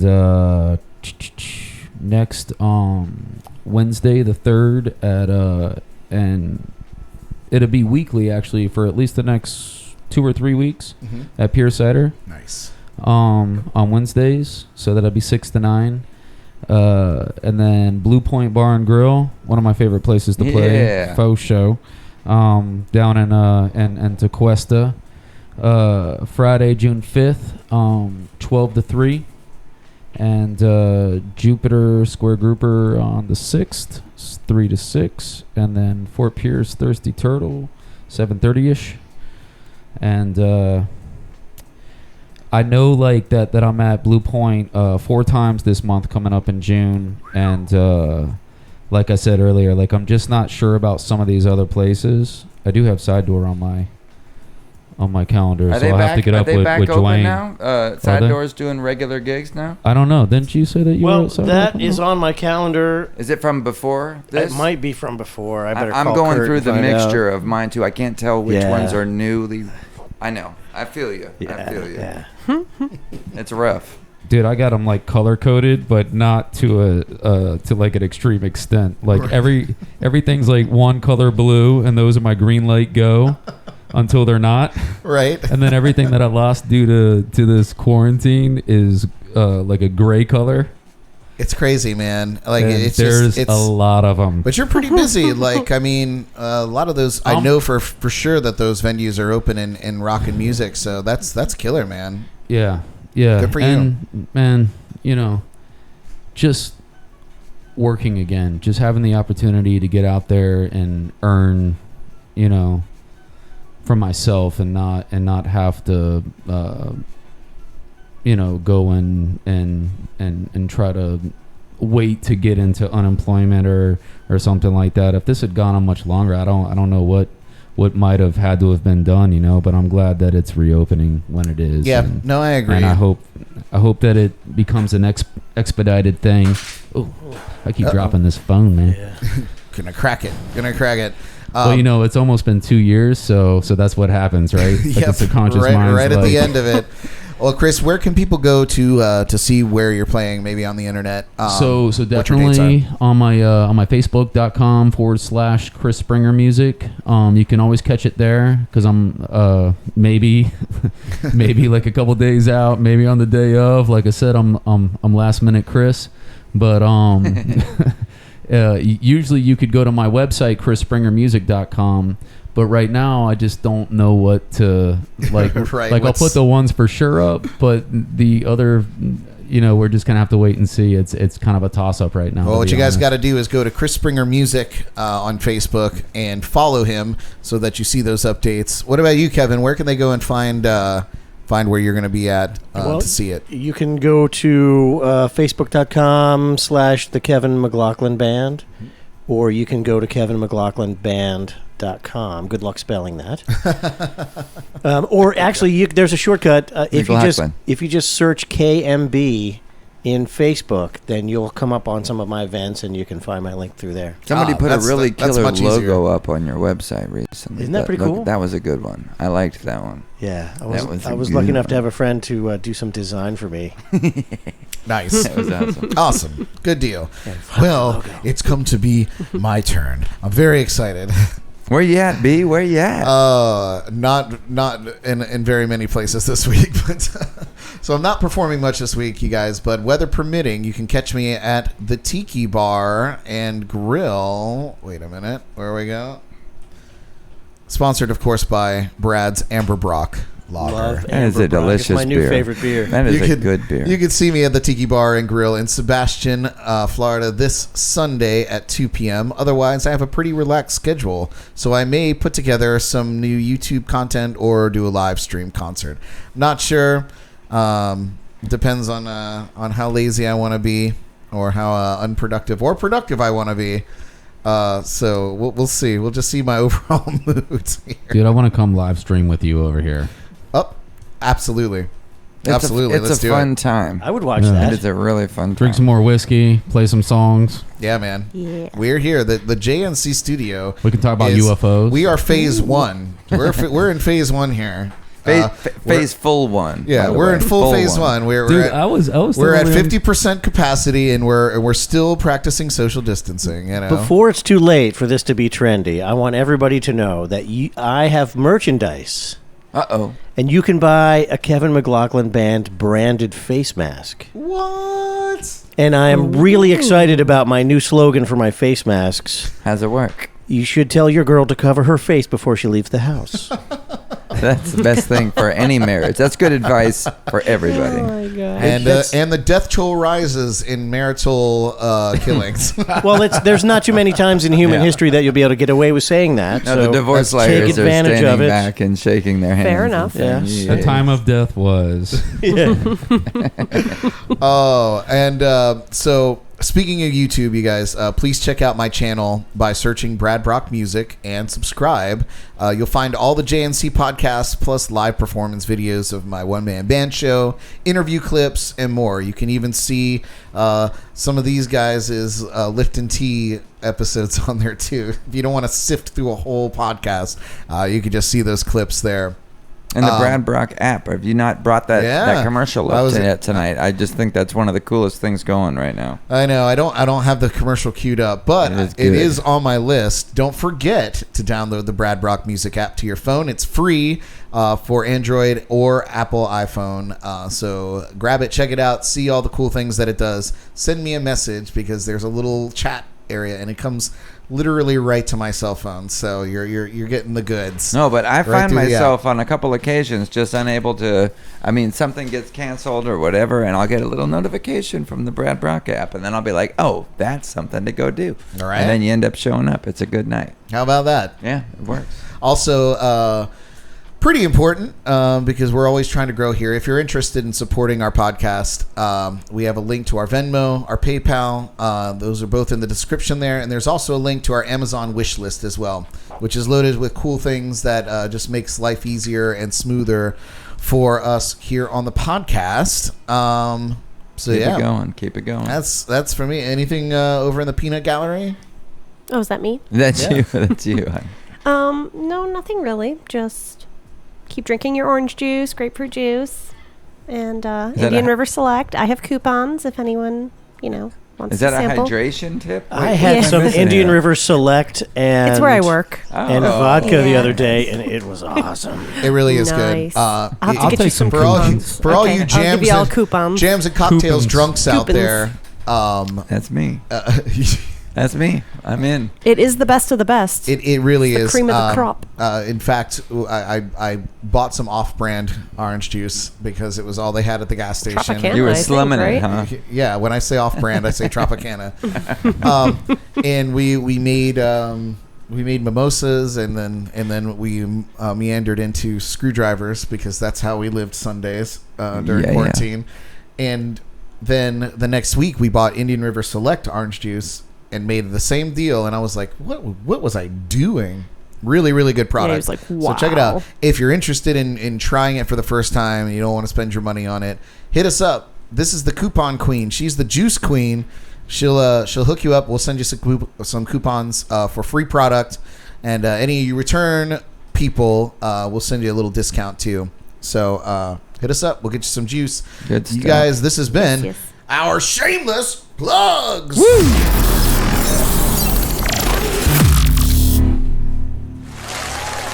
Bam. Bam. There we go. Man, that's a loud crowd. Y'all calm down out there. Restless from 2 months of not doing shit. God, isn't that the truth? Oh, man. Well, good deal, you guys. Let's see where we're at. You know, I have one more story that's kind of fun. I'm only going to bring it up because I got some photographs for it. Ooh. So, And I want to do my one drunk person ridiculous story because Yes. it's that bad. oh, perfect. We might have to get a little more drunk to have that story. All right, so we can I'm be in. those drunk people. It was awesome. So, Yeah. I had my 16th birthday party in a bar during a show. Now, my birthday is on New Year's Eve. That's So- right. Every year you Yeah. don't want to play because it's I your know. birthday. I try to book you, and you're like, I You- can't yeah, do no. it. I don't play that. I don't. I've spent more birthdays in a tuxedo than not in a tuxedo, and that I think says a little something. Now, yeah, get that dirt off your shoulder now, like- Brad. Yeah. And it's the truth. I work a lot on my birthdays, and when I did the cruise ship thing, every birthday was a huge, massive deal. That wasn't about me. But it was. I made it about me. Yeah. He's the baby So- New Year. Yeah. So my 16th birthday was this little bar in Jupiter. I'm not going to name names because they let underage people in there. And so, Well, you had a mustache at like 12, Right, so they that probably helps. thought you were like, Yeah. 25. You looked 35 when you were 15, so Yeah. that works out great. well, thank you guys for tuning in. That was the story. But no, let me tell you.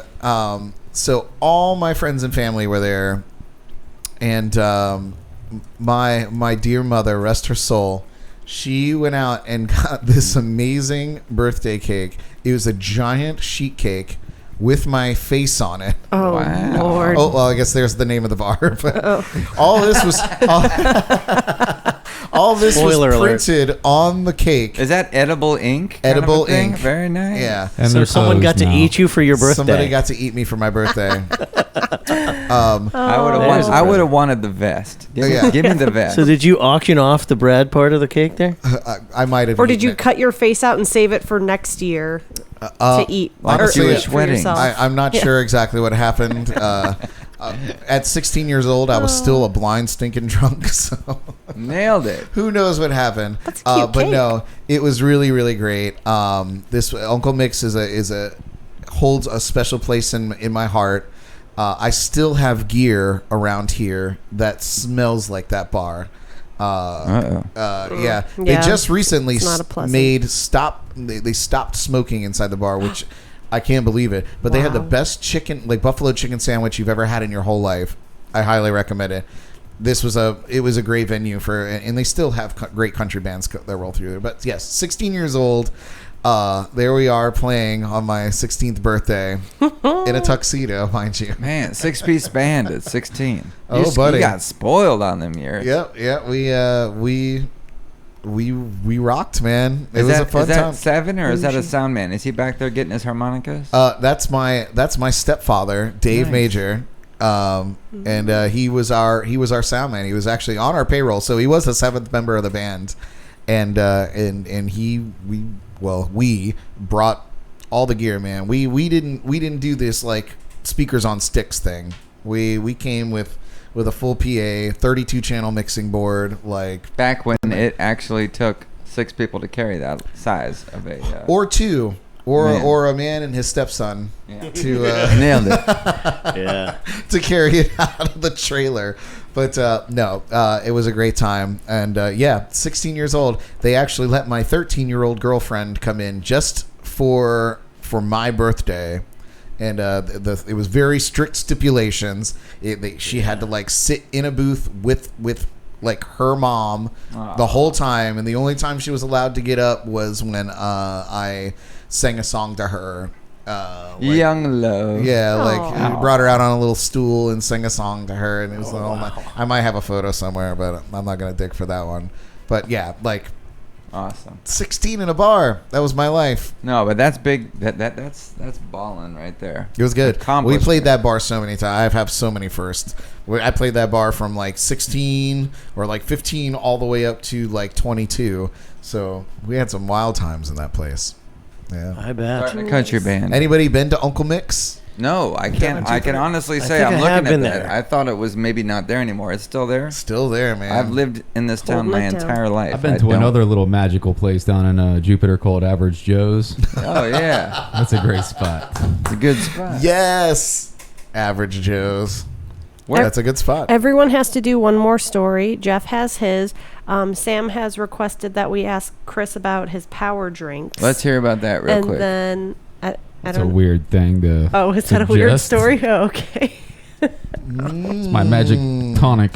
There we go. Ginger and CBD. It could have been from a past topic. Power discussion. drink story. And then Kevin has to do a story. Oh, she was probably. It was when we were talking about juice. I think is when she was probably chiming in with that. Yeah. So I make this drink. I haven't made them in a couple days, but In a couple In days. a A couple of hours. days. maybe Haven't had one since 4 p.m. maybe a few days. But so I make this drink for Sam and I pretty much on a daily basis, and like we're pretty regimented on our vitamins and stuff like that, on our vitamins every morning, and Hence the dollar bills, y'all. but but you got to stay strong, man, right? Hey, But so you take two whole lemons.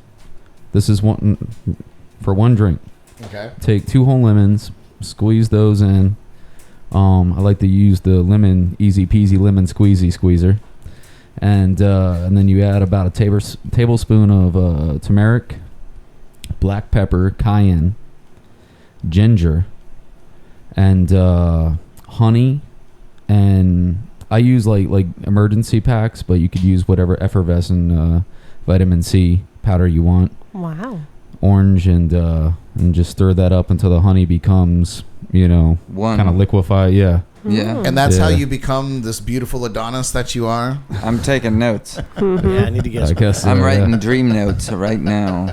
We'll have to make that next time on the show. It's Yeah. good stuff. It packs a punch for sure, but you get used to it. No kidding. So if I do this, I could also be 6'2" and beautiful. Now, is this a pre-show medley? Is this a pre-bed medley? Is this a first thing in the morning medley? It's like a morning thing. A morning medley. But morning for me is like 11.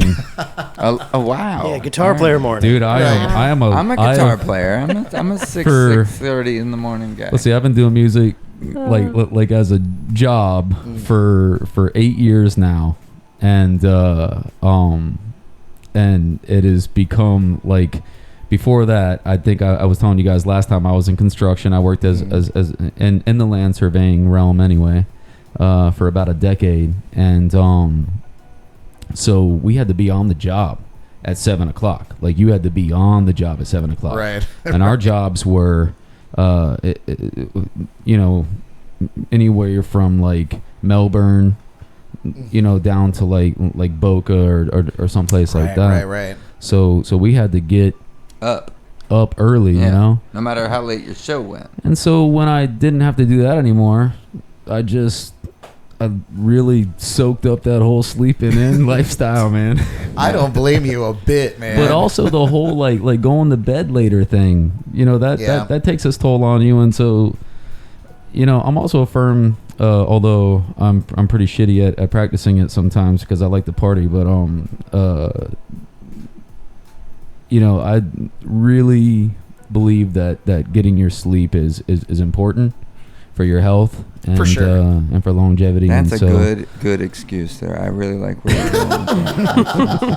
That's convincing. That's a fantastic excuse. I'm so glad that you touched on that, and take notes. No, it's true. Like Jordan, she gets up pretty early for work, so if I know that I need, like today, for instance, Wednesdays she gets up, and she's very, very good about not like waking me up or being late, but like I can feel a shift in the force. So he is a Jedi. So I'll wake up. But if I know, like on podcast day, if I need to get up and have a full day to put together the show, I'll just get up when she leaves. She goes, she does her thing, she gives me a kiss goodbye. Yeah. She gives me a kiss goodbye, and so I'll like lay there, I'll like check my email, and then I'll get up and I'll start my day at 7:30 in the morning. And like Wednesdays are a little easier because I don't like this is my gig. This is my gig on Wednesday nights. Good gig. It's not too shabby. So like I work from home, and yeah, right. It's good, and so it's not so bad. But yes, if I have a gig that ends at midnight, like the Vine and Barley gigs, Yeah, those are late nights. If I'm up at 7 in the morning or 6:30 in the morning, sometimes I'll get up before she even gets up for work and come out and work, and then I have to go and start my show at 9 o'clock at night. Those are rough, man. When I have a gig, man, like it's hard for me to shut it off when I get home. You know what I mean? Like I just wanna, I don't know, like if it was like I had a crappy time and I'm like, I want to erase that experience, Sure. and that certainly has happened. But even that one or downright to, and then even more so with the times that I have excellent gigs and I walk out of there feeling like $1 million. Yeah, you're like riding that high. It's definitely hard for me to shut that off. It is. It's a wind down sequence. Yeah, it takes me a long time to get ready for bed after a show because you're loaded with adrenaline. It's true. It's not even intentional. It's just accidental. But you gotta wind it down before you're ready to sleep. I feel you. I wish that I felt the same way, but I do. I come right home. Well, you could have the same go venue. Straight to bed. If you've been Like at a the same normal venue human even being. once a month, but there's some shows that normal. just turn out nice, and for some reason they inspire my my excitedness. I don't know, my I can't get to sleep quickly, so I have to take a little while before I can wind it down. literally sometimes I feel you. Drink an energy drink to make the drive home, and then go pass straight to out. bed, or like pass right out on the couch. Like I believe fully. He really can. It's the most amazing talent. I believe ever. fully that it is a blessing because I have stories of back in the Renegades days where we would like finish up gigs in Broward County before making that drive at 2 o'clock in the morning. The show's over, and now we're driving back. And these were like Thursday nights, 2 in the morning. I was still in high school, so we would drive home. I'd sleep on the drive home. I'd get out, take a shower, and get in my car and go to high school.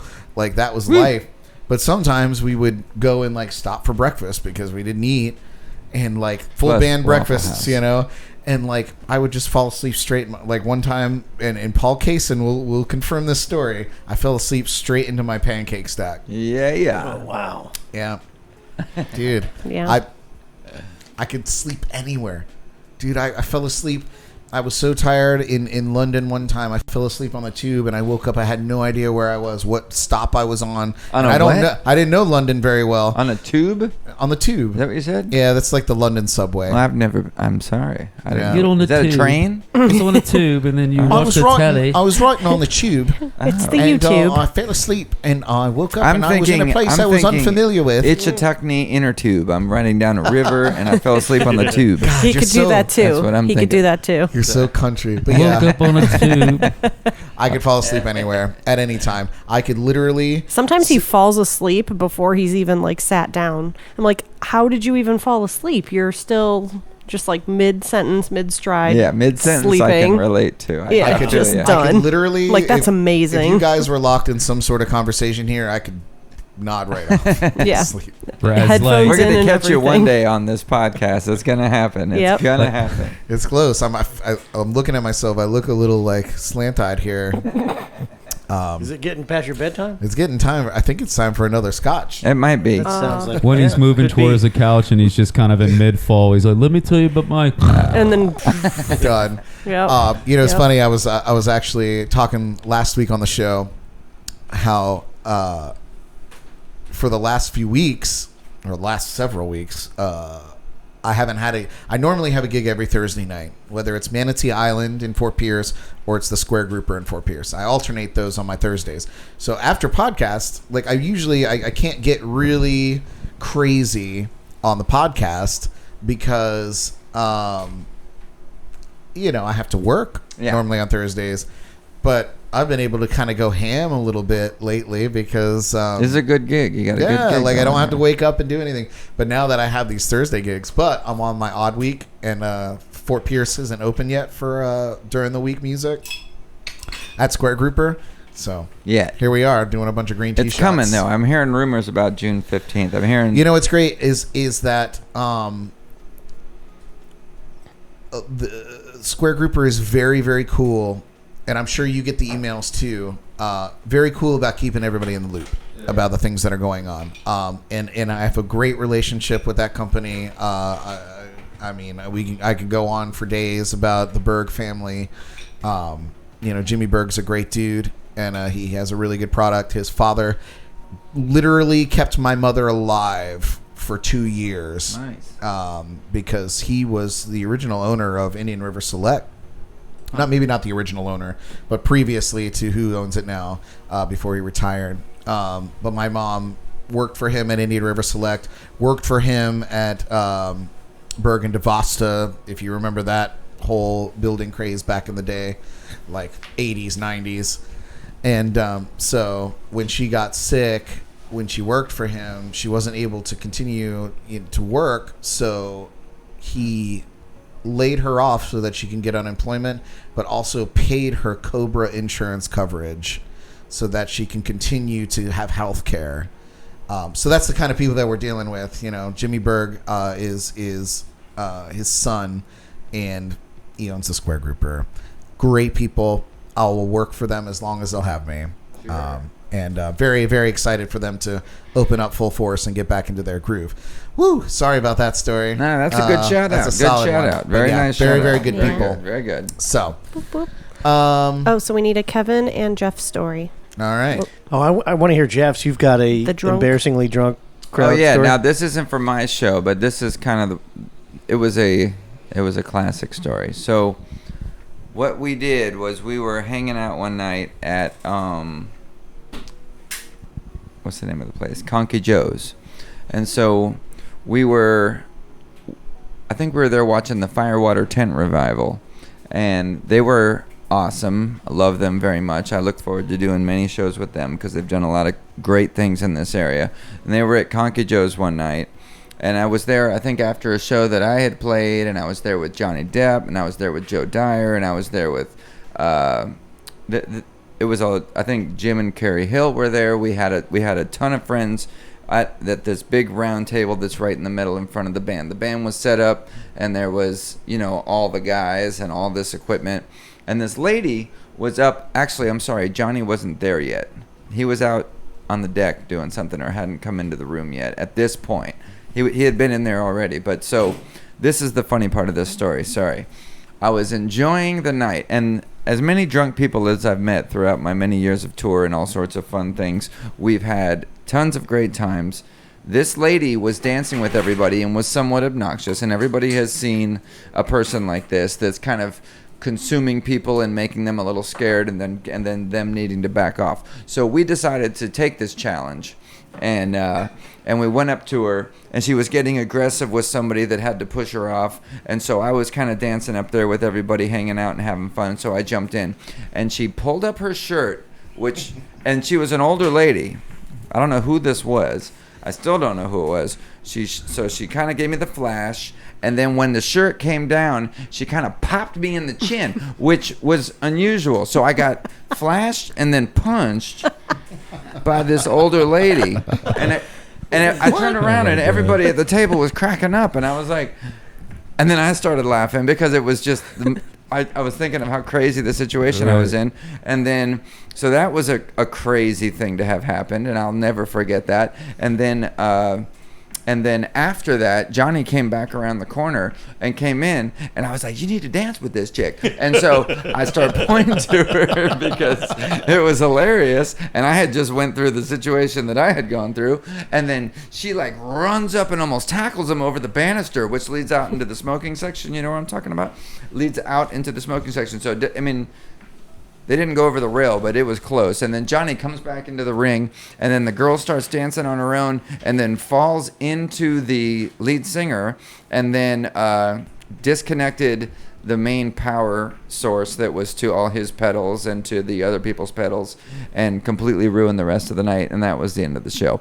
But it was such a memorable night for me for having been flashed and punched in the same 5 seconds. Wow. Yeah, because both of those things have happened to me on multiple occasions, but never within 5 seconds of each other. Never You're back usually to the one back. doing the flashing, though. Well, I flash a lot. It's true. I've been known to flash, Oh but my it's God. Oh, that is hilarious. Was it an intentional punch or a no. pulling I the feel shirt like down? I feel like it was accidental almost. punch? I feel like it was almost a taken advantage of shot because the woman, she was over 60, maybe. I mean. You know, we were just trying to dance with someone that was having a good time with the music. But when she pulls up the shirt, and then when the shirt comes down, one of the hands comes and punches you in the face. Imagine okay. this. Wow. Yeah. Yeah, I that can't would make be this shit up. completely blindside I cannot you. make this shit up. Like- Conky Joe's, great shows there on those nights. I don't remember exactly. I what tell you happened. what, It's a very clever sucker punch. It That's was- hilarious. Yeah, yeah. what a It was a shisty setup. lady. Yeah. Yeah. And she wasn't mad Yeah, at look me. at these. I feel like she was just a little crazy. And I kind of appreciated it. I was like, all right, I'm going to go with that one. That's hilarious. wild. Yeah. You know, one crazy story. There used to be this country bar in Vero Beach called the Long Branch Saloon. I don't know if you guys remember that spot, but I do. I know the name. I remember, and then I don't remember, if that makes any sense. So I was there playing with the Renegades. This place used to be.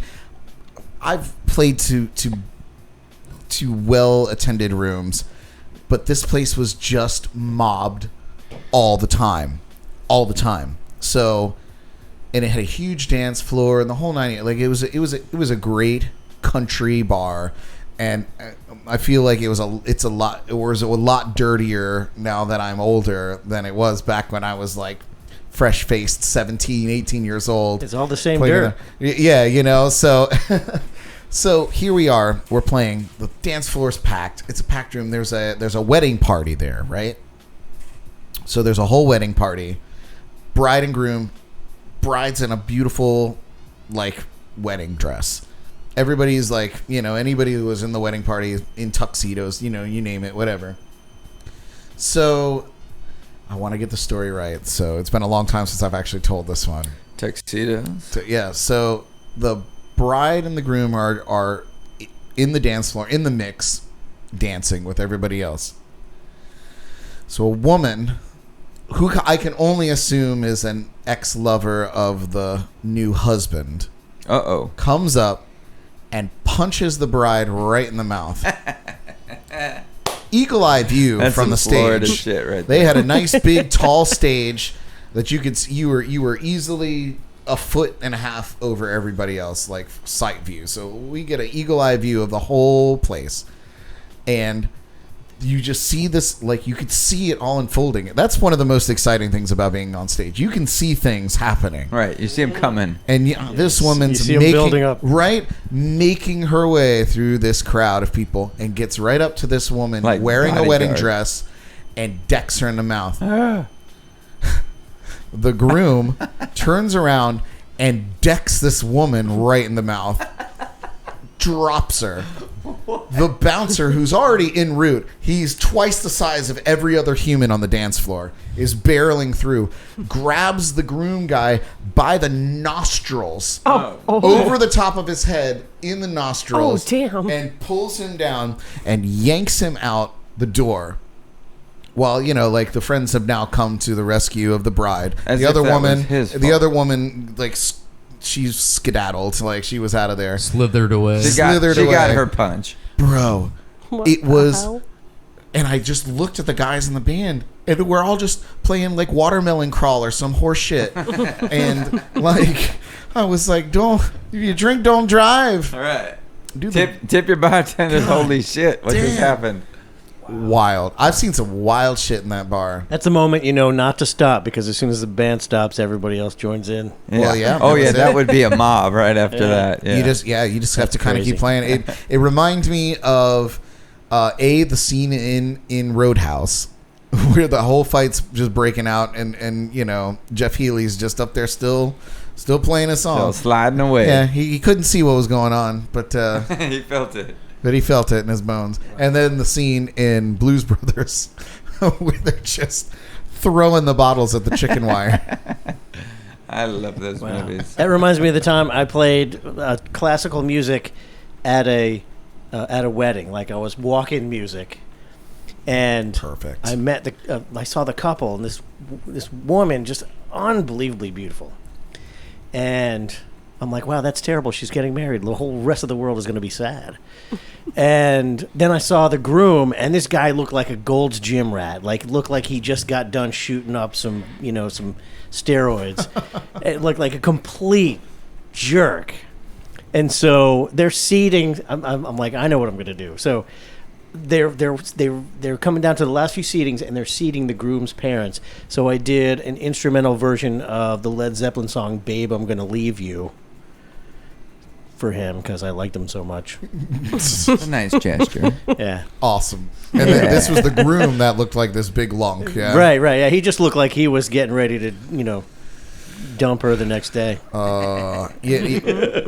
It's so funny, and it's really the inception of why I decided to have this topic on the show tonight. Is because we really do get a unique perspective, and we talk about the things that happen to us, but the things that we get to see And hear sometimes and too, hear man. sometimes, Yeah. out there. We are literally flies on the wall, and people will do things in front of us that they wouldn't do in front of anybody else. We just happen to be there, and it's like we're not considered that we are like breathing, thinking creatures that can process information and judge you based on what you're doing. It's wild. Well, yeah, and you don't think that you guys are watching. Because Well, sometimes yeah. I know even I've done things or whatever, or said things, and you're like, "Oh yeah, I heard that," and I'm like, "You Well, heard that?" Like, it's you my were- my favorite thing is like at amazing. Vine and Barley, Yeah. where it's tight quarters, and I love that place. And I wear in-ear monitors when I play, so 90% of the time I can very, very easily tune everyone out because I'm in my world. But like, this microphone's still on, so like if I'm tuning my guitar, or if you're talking that loud that you're coming through on my microphone into my headset, I hear you. Like, Gotta watch what I say at a Brad Brock show. yeah, now, you man. better. yeah, he's always listening. Always listening. Always I'm like, wow, this guy's so good. Wow, so good. There you go. And Is not he only playing that listening, cymbal with his pinky finger? What is going on there? Yeah, what is that? Fancy. I'm Look at very his excited mustache. about that audition, by the way. I'm getting really good at it. I'm getting really good at it. You're an impressive musician, dude, for sure. Now I'm on to the next thing. I got to figure out what else Dude, to do. I was at a gig one night, and I feel like I've seen a couple fights ensue at my gigs, which is weird because I feel like I don't play, or back then anyway, I didn't play like music that would Fight like, music. Yeah, I was It like wasn't playing punk Jason rock. Mraz, like fucking I Won't Give Up, stuff like that. And so anyway, my buddy, Sam and this other friend of ours, they're sitting. It's back. I wasn't gonna say the name of the place, but fuck it. It was at the Vine and Barley, and it's back when they used to have the benches. Yeah. Oh yeah, I do They remember had that. yeah, the benches, and so this dude and Sam's listening, I know, because I keep seeing her chime in, but so this dude like walks up and he's, I don't know, I guess he was like tanked or something like that, and he's like, just, I guess, kind of harassing them. I don't think he really thought he was, Mm-hmm. and so they're like, hey, basically, feck off, Yeah. and he did not, and so my buddy was there, who used to play there with me. Like, we used to have this song called Precious, which wasn't like, it's like a mix of like Jason Mraz's Song for a Friend, and then Does his name start with an S? Huh? Does his name start with an S? No. Okay, that's No. not who I'm thinking of. This guy like is more of like a rapper type. Nice. But so anyway, super nice dude, man. One of the nicest dudes I've ever known. I've never seen him get angry. I've never seen him get like, he's just so positive all the freaking time, and but this night he approached this dude. He's like, hey, these ladies ask you to back off. That's the thing to do. Back off, and so the guy didn't, and so he persisted. He was like, hey, they asked you to back off. The guy turned around and shoved my buddy. Oh no. And then my buddy just laid into him. Eric had to come out and like grab this dude up, not my buddy, but the other guy, because he was obviously the aggressor. Instigator, I think. yeah. He had to come out and grab I was impressed at how quick he yoked him up. He's good people. If he's got to grab somebody, it's serious. Yeah. Yeah, and it was fun going back and looking at the security footage of it, and but I certainly didn't expect that night, I And I think it might have been one of, if it wasn't the first fight they ever had there, which is not a I've seen super some proud weird thing. things, man. I watched some kid, some altercation, and it was like at the end of the night after the music was done. It was like 1 a.m, and I watched some dude. There was a couple of us sitting at the bar, and I watched one dude take his like big brick vape and just smash a dude in the face with it, and then dip At the Vine? at the Vine. That's some millennial shit. Right Yeah, You were there. seriously, that's No, a no, no. millennial Was I? fight. I'm pretty sure you were there at the bar with me. Remember the police came and they were like asking questions about No. it? No, it wasn't you. No, but I saw this other dude one night. I was on stage and I thought Another time. I thought that him and Eric was actually just like outside. If Eric's listening to this and I'm embarrassing him, I'm sorry. But I love you, dude. But like this dude sitting next to him, I thought they were friends. And like I'm playing, so like you were saying, like it's amazing what people don't think we can hear because our speakers are projecting out towards them. And we can hear everything. Just flies Yeah. on the wall, We're Yeah. loud furniture. But so like I didn't hear what this guy said at that moment, but he set his glass down and he like turned over and said something to Eric. And so I asked him like afterwards what happened. The dude threw up in his glass and like basically was like, That's classy. I'm sorry, I gotta go. I'll take that glass for you, by the way. I mean, Just- at least no, he left it on the table. At He least left it on the table. he had the mind to apologize. Yeah. That's grody. Yeah. Oh man, That's you know a what? good word. You guys are amazing. This has been a really fun circle of stories. I envision doing something similar to this, but maybe like doing like a songwriter circle, and maybe we could pass a guitar around next time, and sing something some like this songs. with That a would couple be of cool. songs would be nice. Yeah, it would be good. But this is completely unexpected, by the way. Like I really honestly believed that I was going to run the show with Jordan, and we were just going to kind of play off of the videos and the content that you guys were sending in. But this was great. Yeah, this is awesome. Good to see you guys, by the way. Yeah. Before I end the show, Yeah. I am going Ditto. I'm going to throw up our midweek motivation with Tony Espinosa because I have a video here. Where that went. I know. We just got so carried away. But Tony is a leadership coach and a very, very good friend of mine, and he's so knowledgeable. And we decided to do the midweek motivation because Wednesdays can be tough. You know, that midweek slump is tough to get over, and he gives us a little bit to push us through the rest of the week. So this is your midweek motivation.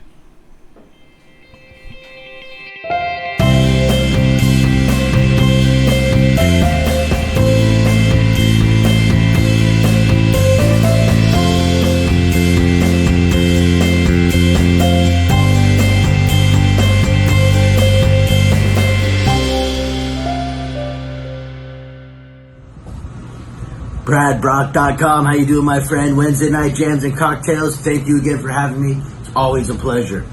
Hey, so things are starting to open up a little bit slowly. You know, gyms are open.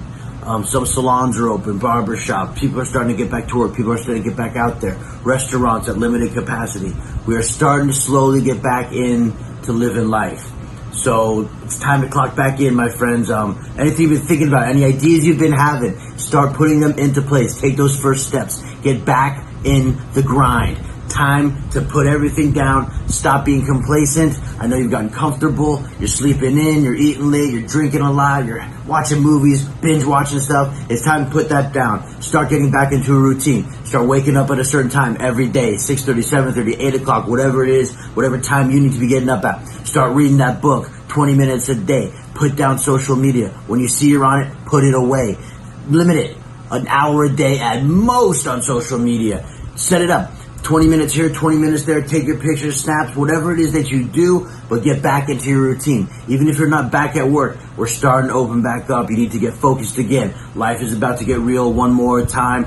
It's been a few months, been a long couple months where we've just been in a slow routine. We were frustrated at first because we had nowhere to go, and now we just got used to being home. We got used to being alone. We got used to just doing our thing with our loved ones in our four walls that we live in. So get back. Figure out what you need to do. Start taking those walks after dinner. Get back on a schedule. Get back in the grind. Get your mindset. You have the choice to do it. You have the power to do it. Take control of your life. It's time to get focused again. It's time to get back to reality. I love you. Be well. Brad Brock. I'll see you soon. Take care. God bless. I'm here for you. Anyone that needs me, I'll help you get going in the right direction. Even if you just need a push just to get through this next week. If you have to schedule your time and get back to how you need to be, I am here for you. One love, people. You got this. Let's get going. Let's get this momentum back and take control of our lives and get back going where we need to be and where we're supposed to be. Be well. Be the best person you can be. Be the best version of you can be. And go show the world how amazing you are. One love, my friends. Tony Espinosa. Yeah, that guy's great. Gets me jacked I up love every Tony. time. You guys, if you are looking for that kind of motivation on a regular basis, hit up TonyEspinosaLeadership.com, or you can find Tony Espinosa Leadership on Facebook. Reach out to him. He will get you where you need to be, and I can vouch for him because he has always given me the push that I've needed to make decisions. Definitely one of the leaders in making me decide to carry on and do podcasts like this. Him and Austin Beal, of course, were probably the architects of pushing me into being consistent and being more consistent and intentional with the things that I do. So, with that being said, if you guys need any help, reach out to Tony Espinosa. I think that we're going to wind it down here. I hope you enjoyed our episode and the stories shared by some of our favorite artists around town. Catch this show again tomorrow on YouTube, or you can find the audio versions of the Jams and Cocktails podcast on iHeartRadio, Spotify, iTunes, or wherever you enjoy your podcasts. Thank you so much. Kevin McLoughlin. Oh, that's not you. I forget. I don't know what I'm pushing. It's dramatic. Thank you. Yeah.